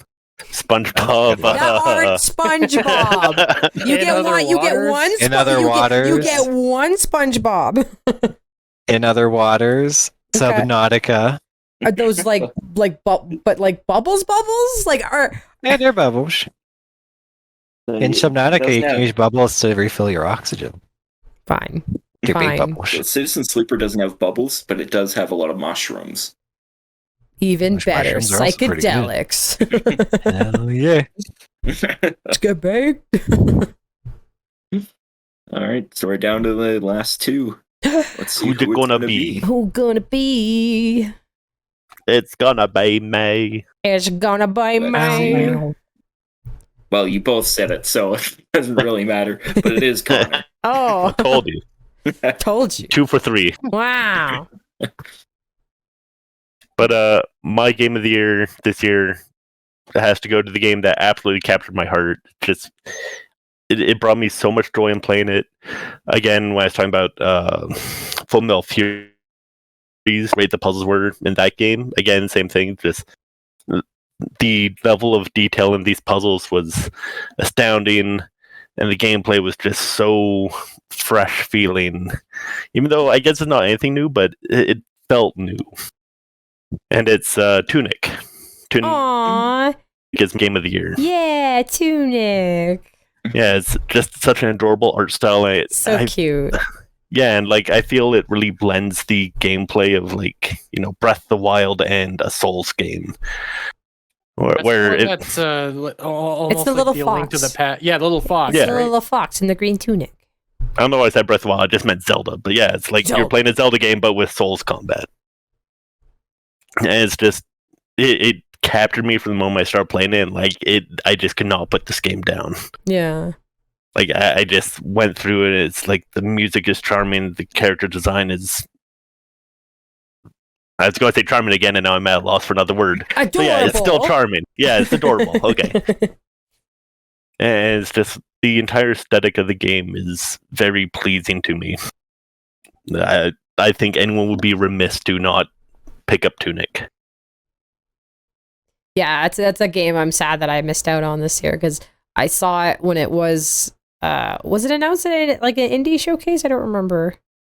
No, I can't remember where it was first announced. Yeah, but I remember seeing it and I was like, oh my god, that looks so cute. It's just Zelda with a fox in it. And I was like, I gotta play that.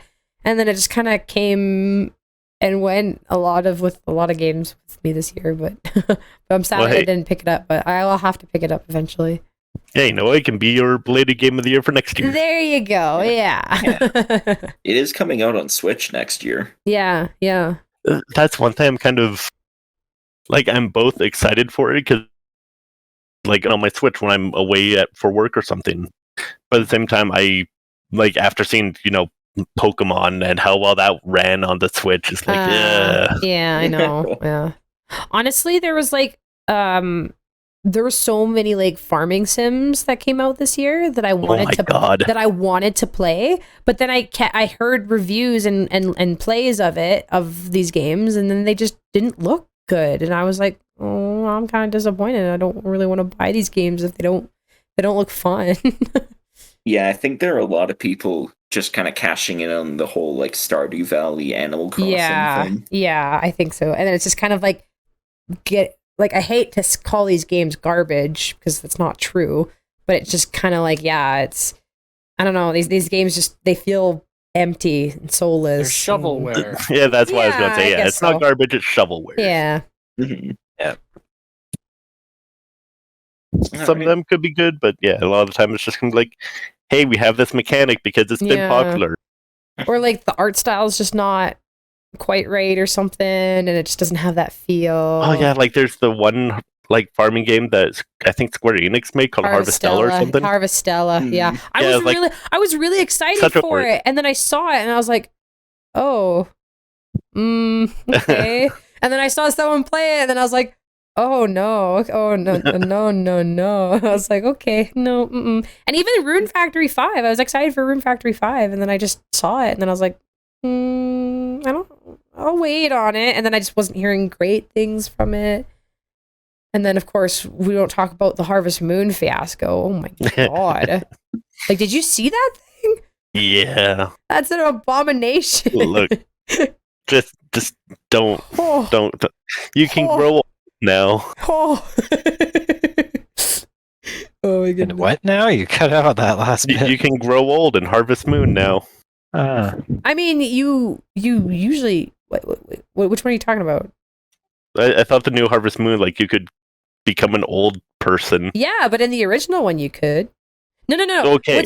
I'm not talking about the remake. I'm talking about the new Harvest Moon that they had come out with this year. They call it Harvest Moon One World or something like that. Did you see that one? I am about to in a second. It is the most empty game you will ever look at. It is literally empty. This looks like the N64 Harvest Moon. Yeah, and this is Harvest Moon. Like, it's awful. Oh boy. Yeah. Yeah. Okay. Here. Anyway. Anyway. Game you shouldn't miss out on is Tunic. Yes. Yeah. There you go. Yeah, we'll go down that rabbit hole. And if you want games like Tunic portable right now with no hardware compromises, get a Steam Deck. Not sponsored by Valve. Hashtag non-spawn. Ladies Unless and Valve gentlemen, want to sponsor us. Hashtag non-spawn. Hey, it's me, Gabe Newell. Buy a Steam Deck. Is that how he sounds? I have no idea how he sounds. I didn't realize you got Gabe Newell for your podcast. Yeah, he begged me. He had to pull me away from Dota 2. All right, so that just leaves one last person. Holly, what is your game of the year? It's the best game of the year. It beats all of yours. All of yours are not game of the year. Just so you know, you're all wrong. You are all incorrect. Because the best game of the year is Stray. It's the kitty game. Yeah. That was... Stray was almost my runner-up. Yeah. But I had to give it to Evil West because I was so excited for Evil West. You were pretty excited for Evil West. But yeah, no, even if I had played more games this year, I'm pretty sure this would have been at the top of the list. Because, I was prepared for it to be just, kind of gimmicky, maybe just cute for cute's sake kind of thing. But like the amount of detail and like imagination and original concepts that came out of this game were just really, really cool. Like the world building is really awesome. Your protagonist is the best. But yeah, no, I really appreciate like the amount of work that the developers and an indie developer on top of that put into like really getting down the mannerisms and behaviors of a cat. Like I'm always, as someone who really, really loves and jives with animals, it is really hard to get animal behavior and like nuances and stuff like that really right in video games. Horses is one that's always really hard, and I still feel that some video games don't quite get it. Like I'll even say Red Dead Redemption hasn't quite gotten horses yet. But like it's really hard to make animals in video games really feel like alive and make them feel like that animal. Obviously motion capture helps because they did mocap most of their kitties for Stray. But even just going that extra mile to really make them feel like cats it was awesome. It was perfect. No pun intended, perfect. But people would sit on the couch and watch us play Stray, and I think that's a testament that they had to have gotten the body language correct. Yeah, like yeah, even just the body language, the way the cat walks and trots and runs, like you know, there's some expressions that are really spot on as well too, like when the cat experiences like emotions like fear or intrigue or anything like that. Like it's you can really tell that they did their homework. But you know, the cat body language stuff aside, like the world building was really, really awesome. Like I'm one of those people that kind of get burnt out on that whole like steampunk, futuristic, post-apocalyptic world thing. I'm kind of getting burnt out on it, kind of the same way we get burnt out on zombies. Said it before, but I still appreciate it because like there's a lot of creativity that goes into that. Because like, you know, each of these worlds can look unique and different, even though that they're post-apocalyptic, right? Like take Breath of the Wild versus Horizon Zero Dawn. Those are both post-apocalyptic worlds, and they're very different from one another. So I can appreciate, you know, the differences and the creativity that goes into a lot of these worlds. But the fact that like all of the like residents are like these, you know, cute little robots, and like there's no humans, like they're the inhabitants of this city essentially, and they have so much character and personality, and then like you go on quests to help the robots do whatever they need to do, because basically you're just a kitty you got lost from your family, and you fell down into the city, and then you're trying to just get back to the surface because the city was long time quarantined back when I think humans were around, and so it's been cut off from like the rest of the world, and so you can't even see the sun, and so Kitty's just trying to get back home. Robots became sentient because they were just living down there for so long, and so they became the new like humans. And there's like a group of robots that are trying to like get to the surface because for them it's like a myth, but some of them believe it exists and that they can go there, which I thought was really cute and cool. But they've just been down there for so long that like the sky is just a myth. But yeah, no, I really liked. The game had so much charm and character, and yeah, it was cute, and it was kind of a unique take on like platforming, because like obviously the cat can jump and walk on pretty much anything. It's not as free as I would want it to be, because like in my opinion, like the jumping is still pretty like hand-holded, I guess I would say, because you kind of have to like stop for a second and then face your jump, and then it'll prompt you to press the jump button, and then you can make the jump, kind of thing, right? Like maybe that's what cats see when they're trying to jump. They see the X button. But still, like it's really cool. Like you have a lot of freedom to like you can explore the whole city, and then you explore different levels of the city. And you have this cute little robot companion that helps, you talk to all the robots and stuff, and it's just such a cute game. Like it's it's cute with now, like, not being like, cute like Kirby cute, like it's not like overly grossly cute. It's just cute because it's a cute kitty. And like the robots are unintentionally cute because they just have a lot of personality and charm and almost like kind of like childlike behavior sometimes, just because they're like new humans. So they're, it's interesting. But yeah, if you haven't played the game yet, like, the hell are you doing? Because it's a short game. Like, I think I finished it in like 2 evenings. So if you like sit down and play it for a really long time, like, you'll get through it. So I guess that's the only downside, is that I would have liked it to be longer. But yeah, the story is really awesome. If you like collectathons, you'll probably get something out of this. Obviously you wouldn't want to be like a completionist about it, because I don't think there's like a lot of super great rewards for collecting stuff, but there's like cute collectibles because you can get like little pins for your kitty's backpack, and obviously you collect the memories of your little companion B12, which I thought unlocked a different ending, but I don't think it actually does. But yeah, no, it's a really good game. I really liked it, so I picked it as my game of the year. I would say it's a game more like Journey, in the sense where it's more of an experience. Yeah. Rather than... Yeah. But I got a question for you. Mm-hmm. Did you use the mods that allowed to put your own cats into the game? No, because I played it on my PlayStation 5, so you can't mod PlayStation 5. Not with that attitude. I'm disappointed that they didn't actually just put that in the game, that you couldn't just customize your kitty. But honestly, I do agree with that. I'm surprised they didn't have customization. Actually, here's my rebuttal to that.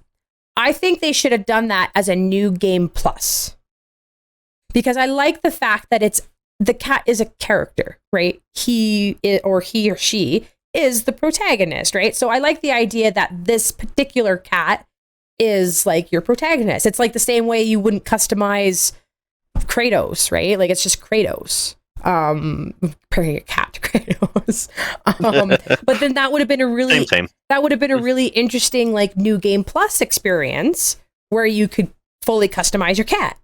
And then that way you can play the game a second time as a more customizable cat. But then that way the first time you play the game is the way that the developers intended the game to be played, is with this particular cat. I thought that would have been kind of cool. But so I haven't played Stray, but does the fact that you are this cat actually have any importance to the story, or it could have been any cat? It could have been any cat. Yeah, it could have been any cat, really. Okay. I mean, you have your family of cats that are like, they're all different, like they look different. I named them all, by the way. I think I named the main cat. Did I call him Jeremy? I think I named him Jeremy. Yeah. And then I don't remember what I named the other cats, but I did name them before I lost them, because I thought they were going to stick around a little bit longer. But yeah, no, it's not significant that you're this particular cat, but I kind of like that. I don't know. I guess it's just because I've already experienced the game that I'm kind of like, yeah, I'm okay with this little ginger kitty. Like, I'm so okay with it. Yeah, but it would be nice. It would be nice to go back and play the game and then customize it to look like Tipo, and then Tipo's in the game, right? So yeah. I think I asked Tom about that, if he would ever play it with it like customized look like Tipo. No. Why? Yeah. You don't want to see her get eaten by Zerks? Exactly. But then you just don't get caught. Imagine playing a game like Dead Space or Callisto Protocol. It's not like Dead Space. But you could make the character look exactly like your best friend. That would be hilarious. I have nightmares over the fact that I got Rob's skull crushed. No. Isn't that what XCOM is? You would think it was that's exactly what it is. XCOM. Tom, be I think honest. I keep on doing that with you guys. Always put you in XCOM and then death. Yeah, Tom, you have to be honest with yourself. You would totally fucking do that, and you'd find it fucking hilarious. You don't lie to me. Pictures. Don't lie to me. You find like the one part where the cat can fall into a boiling pot of water. Oh. You never progress past that. Hey, you know what? I think I realized why he doesn't do it. Because last time we put friends in game, its wife to death. Oh, I suppose. Yeah. If I put Tipo in Stray, she'll burn my wife to death.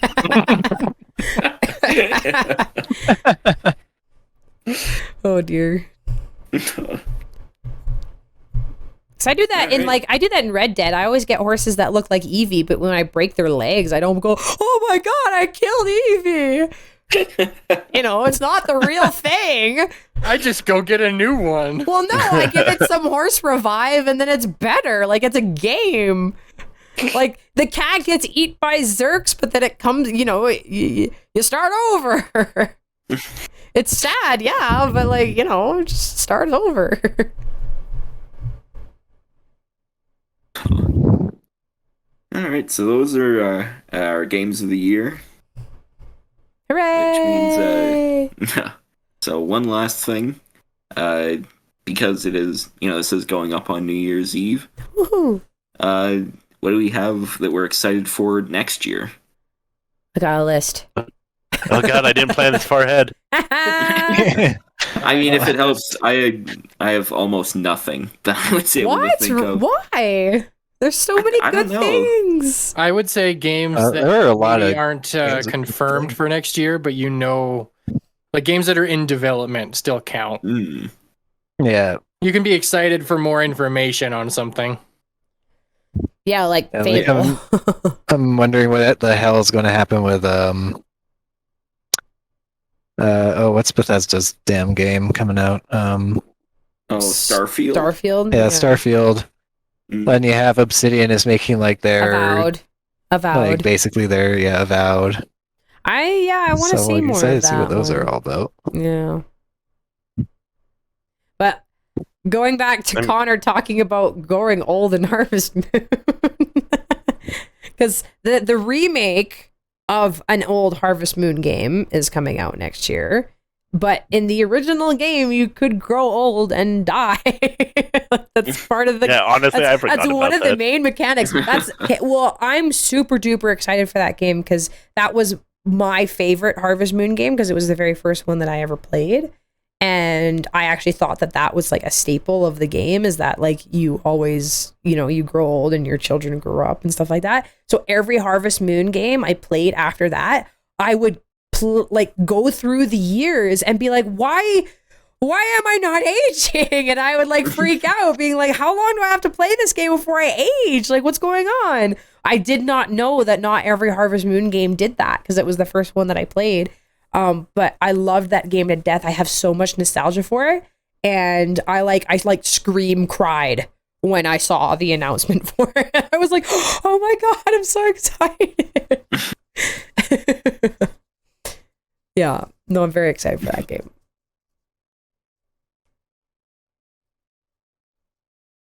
Are we doing the wheel thing, or are we kind of just spouting out?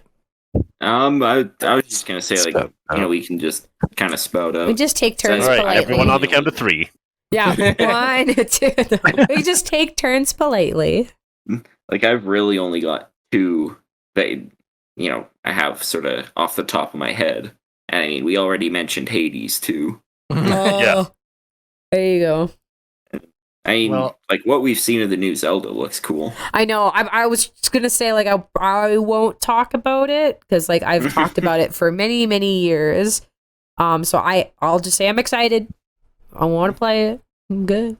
Yeah, I'm excited for it too, and I've had my Switch for quite a few years now. I think I might finally upgrade to the OLED, or maybe they'll have new Switch by then. Maybe.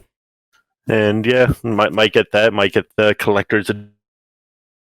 Actually have like the themed console for once. Oh yeah, I would like to get one of those, but just I don't know. It just seems like a waste knowing I already have a perfectly working console. I have a hard time buying those themed ones, but I really like them.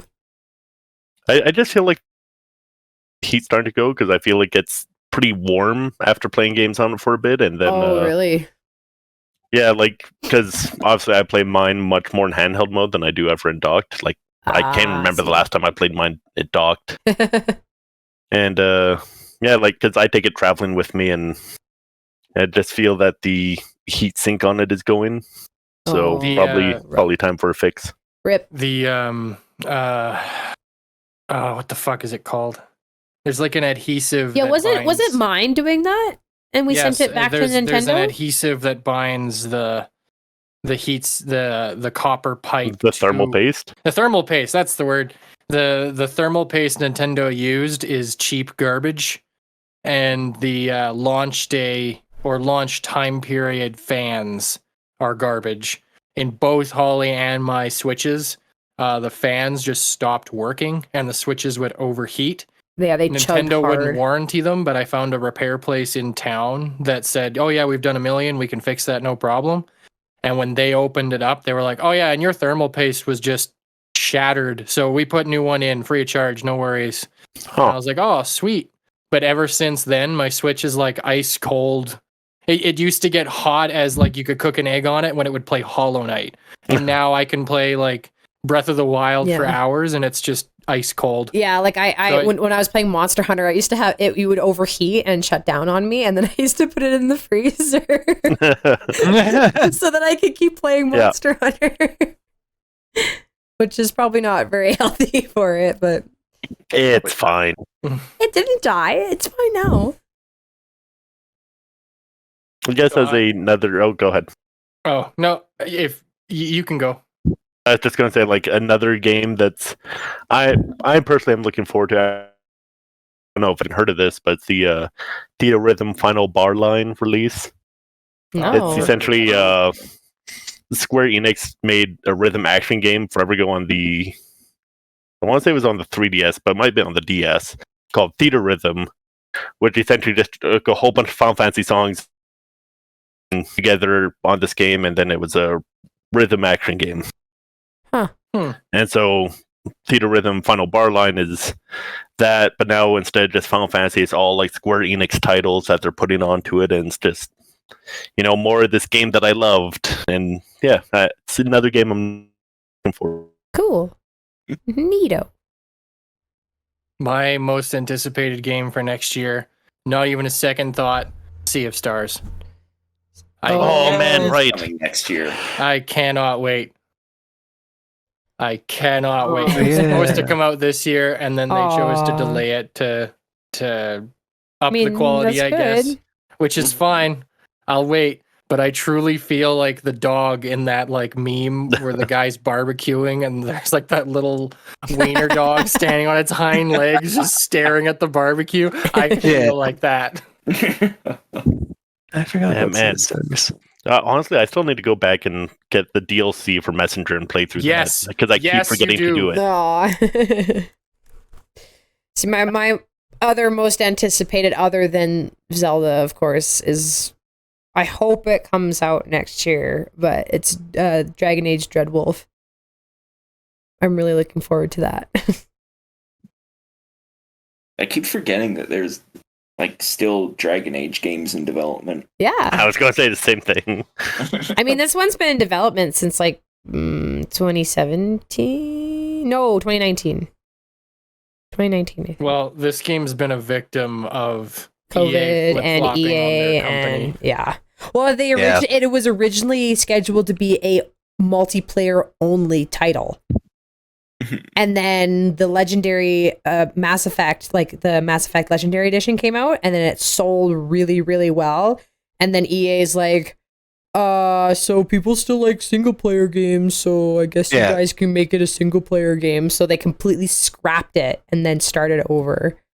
It's like, fuck off, dude. Yeah. Well, honestly, I'm glad that they did that. Like, Yeah, I but would have been fucking still. pissed if it was like a primarily multiplayer game, because it's like, fuck, like Jesus Christ, EA, like, blah. Stop messing with fucking developers. Like, these guys are known for like RPG style games. Like, just let them do their fucking thing. Like, The only issue is how God. many of them are left. Jesus. Yeah, I know. It's been kind of a rocky development cycle for it. So like I'm worried but cautiously optimistic. Yeah. It's like they have been really good with like keeping the community up to date with what they're doing, which is really nice, because that's kind of like, open doors, no secrets kind of thing. So even though they've had a lot of like major departures in the studio, every departure's basically told us being like, oh, don't worry, the project's in good hands, blah, blah, blah, which can be worrisome, but like, I still have faith in the team that is there and it's doing the work. I would love, like, even if the game doesn't come out next year, I just want to see what it looks like. Like, we don't even know what it looks like yet. So I'm just like, I'm like waiting with bated breath just to know what it looks like. So like, plot aside or anything else or characters, I just want to look at it. Yeah, on that note about EA, surprisingly, I'm looking forward to 2 EA titles. Oh, Because yeah. it wasn't just Mass Effect Legendary Edition that swayed EA's decision to go back into single player games. It was the success of Star Wars Jedi Fallen Order Yeah. and Star Wars Jedi Survivor. The I'm sequel so excited. comes out in 2023. I'm so excited. And we don't know much about it yet. Like, we just had a teaser, but I replayed Jedi Fallen Order not too long ago. I didn't finish, but I have finished it before. I didn't finish it when I was replaying it, but that game is really good. Yeah. And its story's great. Its characters are great. So I'm really excited to see more from these characters and see where Respawn takes the gameplay moving forward. But surprisingly, I'm also really excited for the Dead Space remake. And neither of these games I plan on getting on launch because I don't trust EA anymore. But if both of these games come out this year and they're both good and they're not riddled with microtransactions and, you know, the typical EA shit that we've dealt with for the past decade at this point, I think EA will have earned some modicum of trust back from me that I can at least hope Mass Effect 5 won't be Mass Effect Andromeda. Yeah. Well, I mean, I guess when Dreadwolf comes out, that'll kind of also give you a little sneak peek into what you can expect from Mass Effect 5. Because if Dreadwolf fucking tanks, then you can probably expect Mass Effect to either, you know, yeah. I think if Dreadwolf tanks, EA might just fold BioWare. No. Why? Because they never look inward and realize they're the problem. I know. But that would be the worst thing ever. That'd be the worst. Because like BioWare, they make good games. It's just EA that keeps fucking shit up, but then they are the ones that have to suffer for it. Yeah, it's sad. You know, yeah, it's kind of how I feel with like Game Freak with the Pokemon games. It's just like the people that make these games are very talented and there's so much potential in these games, but it's then just the big wigs that just don't know jack shit about what players actually want. It's not even that, it's just the big wigs being like, money. This now, we need to get this game released for this time. And it's like, if you delay this game, like, you know, already put out Arceus this year, if they're to delay Scarlet and Violet till next year, it could have been like a really good running game. And right. Well, even that too, like I find, because like most of EA's problem for me isn't even just like the game's running properly. It's just poor choices on how they've, I guess, developed, like chosen to have their games made. Because like take a look at Anthem, right? Like Anthem was a BioWare game, but like it wasn't like I don't know, like it just like with EA it's about the microtransactions, it's about live service, you know, like they don't see single player experiences as making them long-term money, and then so they just don't see any value in it. And like from a business point, I understand, but why? Why can't you have studios that do one and then studios that do the other? Like you're a big company and you're rolling in money. Like you don't have to turn everything into a live service so you can have even more money.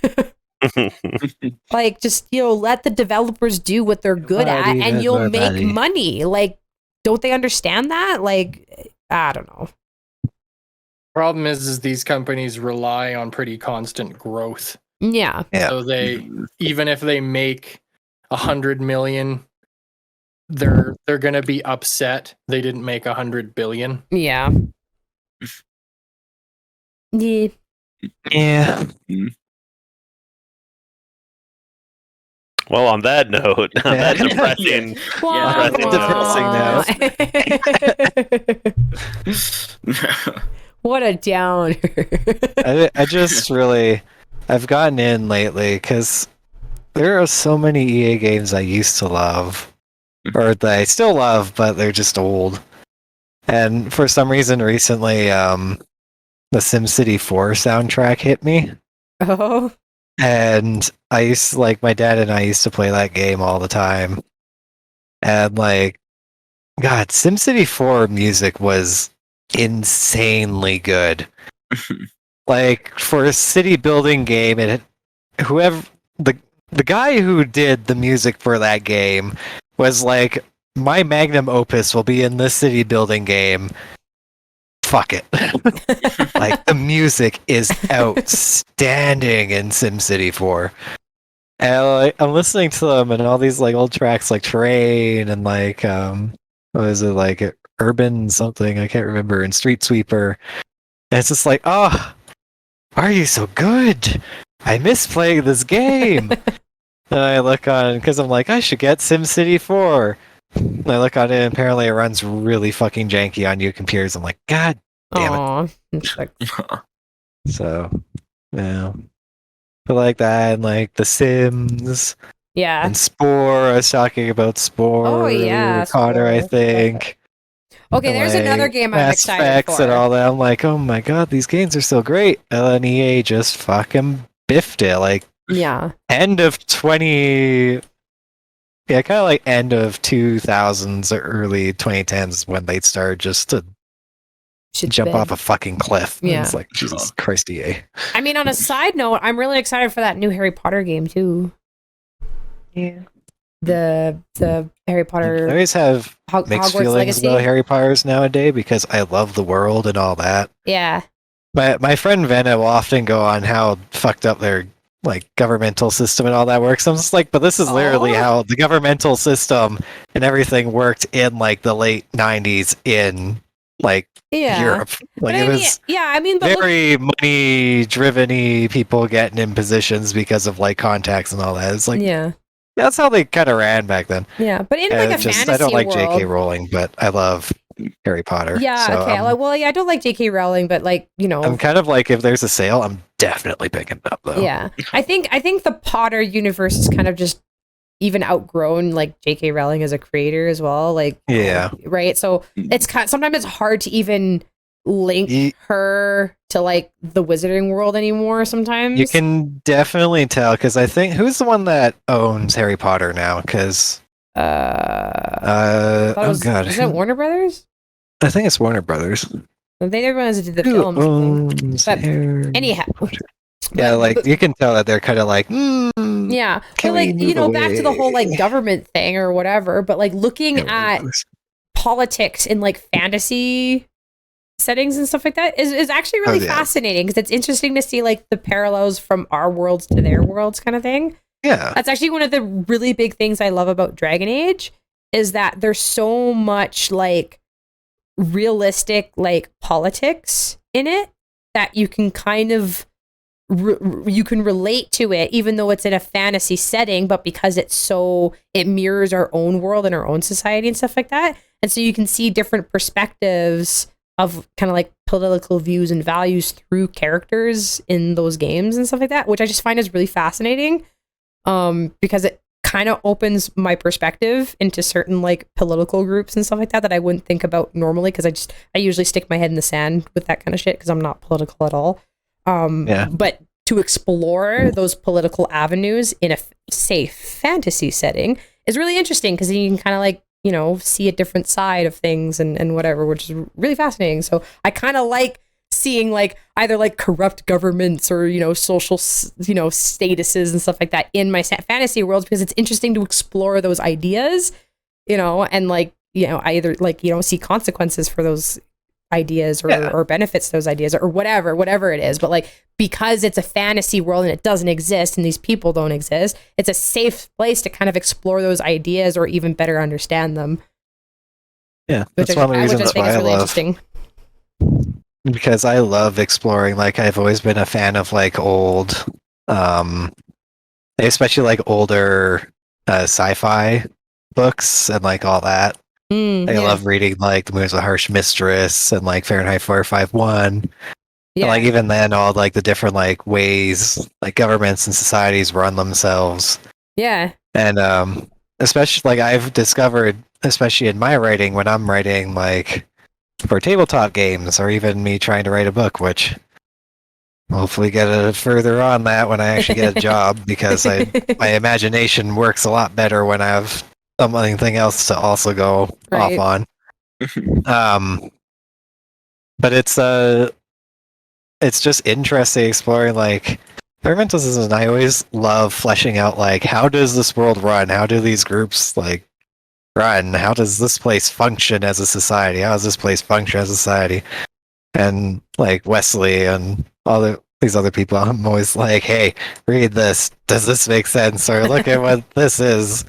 Look, it's about educational, like, I don't know, governments in this world. And they're like, what are you going on about? I'm like, it's the government. Well, I do that's kind of wanna- the game of the... Oh, I was just gonna say I do want to also point out for people that don't like J.K. Rowling, which is completely understandable. I don't like Oh her yeah, myself. absolutely. The unfortunate reality of the way game development works, she's already made her money off this. If you boycott Yeah. it because you don't like her, you're only hurting the developers. Yeah. Yeah. Warner Brothers has that's already kinda paid how- her. Yeah. Yeah, that's kind of how I'm going That's on. a good And like point. people are just like, oh, the developers are kind of. I'm just like, they're not any. Like they're actually pretty mediocre compared to like how every other developer in this goddamn world seems to work nowadays. Yeah. Yeah. They're like, oh, the grind. It's like, what company does not have grind? Also, Yeah. just the fact that finally going to get a Harry Potter game where you get to be a student and I not just having to follow the know. storyline. Right? That's what I'm excited about. Like it's the I whole get to it's the whole attend it's- school. Yeah, it's the Yay. whole Pokemon thing, but with like the Wizarding World, right? Like every kid Yeah. growing up with Harry Potter wanted to go to Hogwarts. They didn't Damn want to straight. be Harry Potter. They wanted to go to Hogwarts and be in their own house and like go to classes and all that kind of stuff, right? So it's finally happening where we get the Potter game that we've longed for as kids growing up with those films. So I'm so excited. Yeah. Just for that alone. And the fact that I can ride a hippogriff. Yeah. Yeah.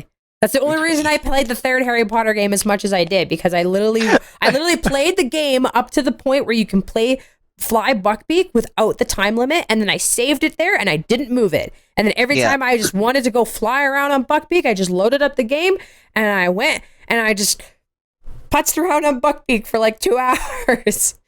Good time. It was I also the remember best game. the whole Lego Harry Potter games. Oh, I never Awesome. played any of the Lego games.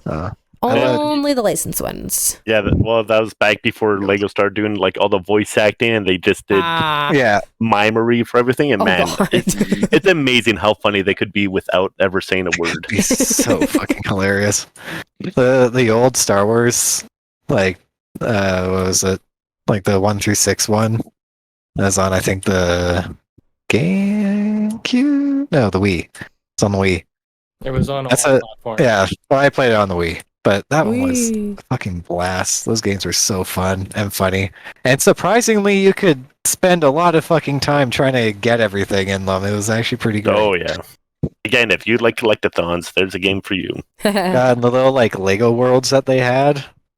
Remember Tom and I running through those places, breaking absolutely everything because we're just like, we discovered this world, destroy it. Everything is made of money.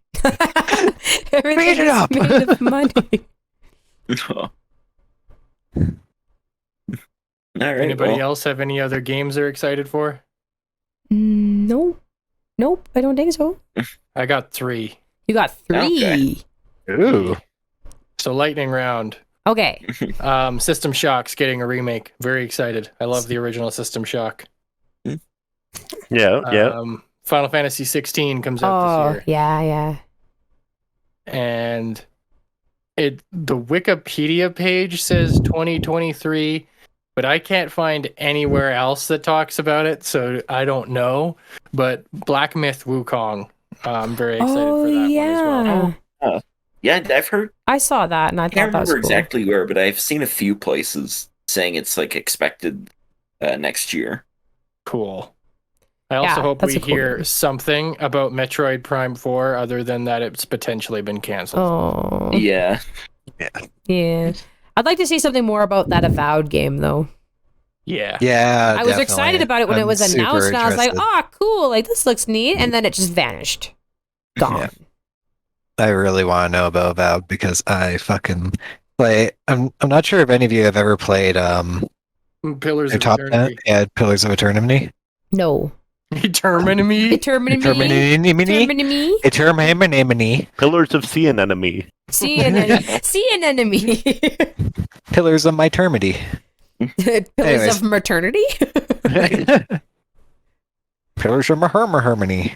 Pillars Uh, of Eternity. Anyways, It's great Pierce freaking Herman. games. If you ever want to play, like, they're very, I mean, they're top down and they're kind of like tactical games, but like character writing, like the companions in those games are fucking fantastic, and like the writing and like all the like choice and consequence is also really damn, like it's a very big driving force. You can really shit the bed when it comes to trying to save this world, trust me. Damn. It is, those games are amazingly well done. So if you like top down, I think they have a turn-based strategy mode, but it's real-time strategy for the most part. They're really okay. good games. Cool. Neato. So I'm excited for the world because Pillars of Eternity is fucking awesome. All right. Well, I guess that's our Game of the Year special. Woo. How long did we go? Long enough. Yeah. A couple hours or so. There you go. Yeah, it's Normal. Couple hours of jibber jabber. I usually try to upload this so that it'll, assuming this is, I'm estimating 2.5 hours. I can't actually see the recording time because it's in the other room. Yeah. But I will try to upload it 2.5 hours before midnight. That's how I usually try to do it. So it should be pretty close to midnight. So Happy New Year to everybody watching or listening or whatever Happy you do. New Year. Eh, whatever you do. Happy New Year. Ooh. Happy New Year. Hopefully Unless you don't 2023 celebrate doesn't that, shit then- the bed. If it does, we blame Holly. Yeah. It was me. I shit the bed. It was Holly all along. I gotta get my poop in a group. And you wonder why I've been sleeping downstairs. No, you've been sleeping downstairs because I've been sick. Oh, you want people to think we have an unhealthy marriage? Is that what you want the people to think? No, don't read into that way. I swear No, it's it's all because I'm fine. sick and you don't want my gross germs. Yeah, because girls are gross. Yeah, Yeah, cooties. cooties. Cooties exist, guys. Cooties. Careful. It's the price. There's a toll For to all pay. you listening, if you only take one thing from this, remember, cooties are real. exist. Happy New Year. Cooties Happy are a New thing. Year. Welcome to the new pandemic. It's cooties. Oh God, not the cooties.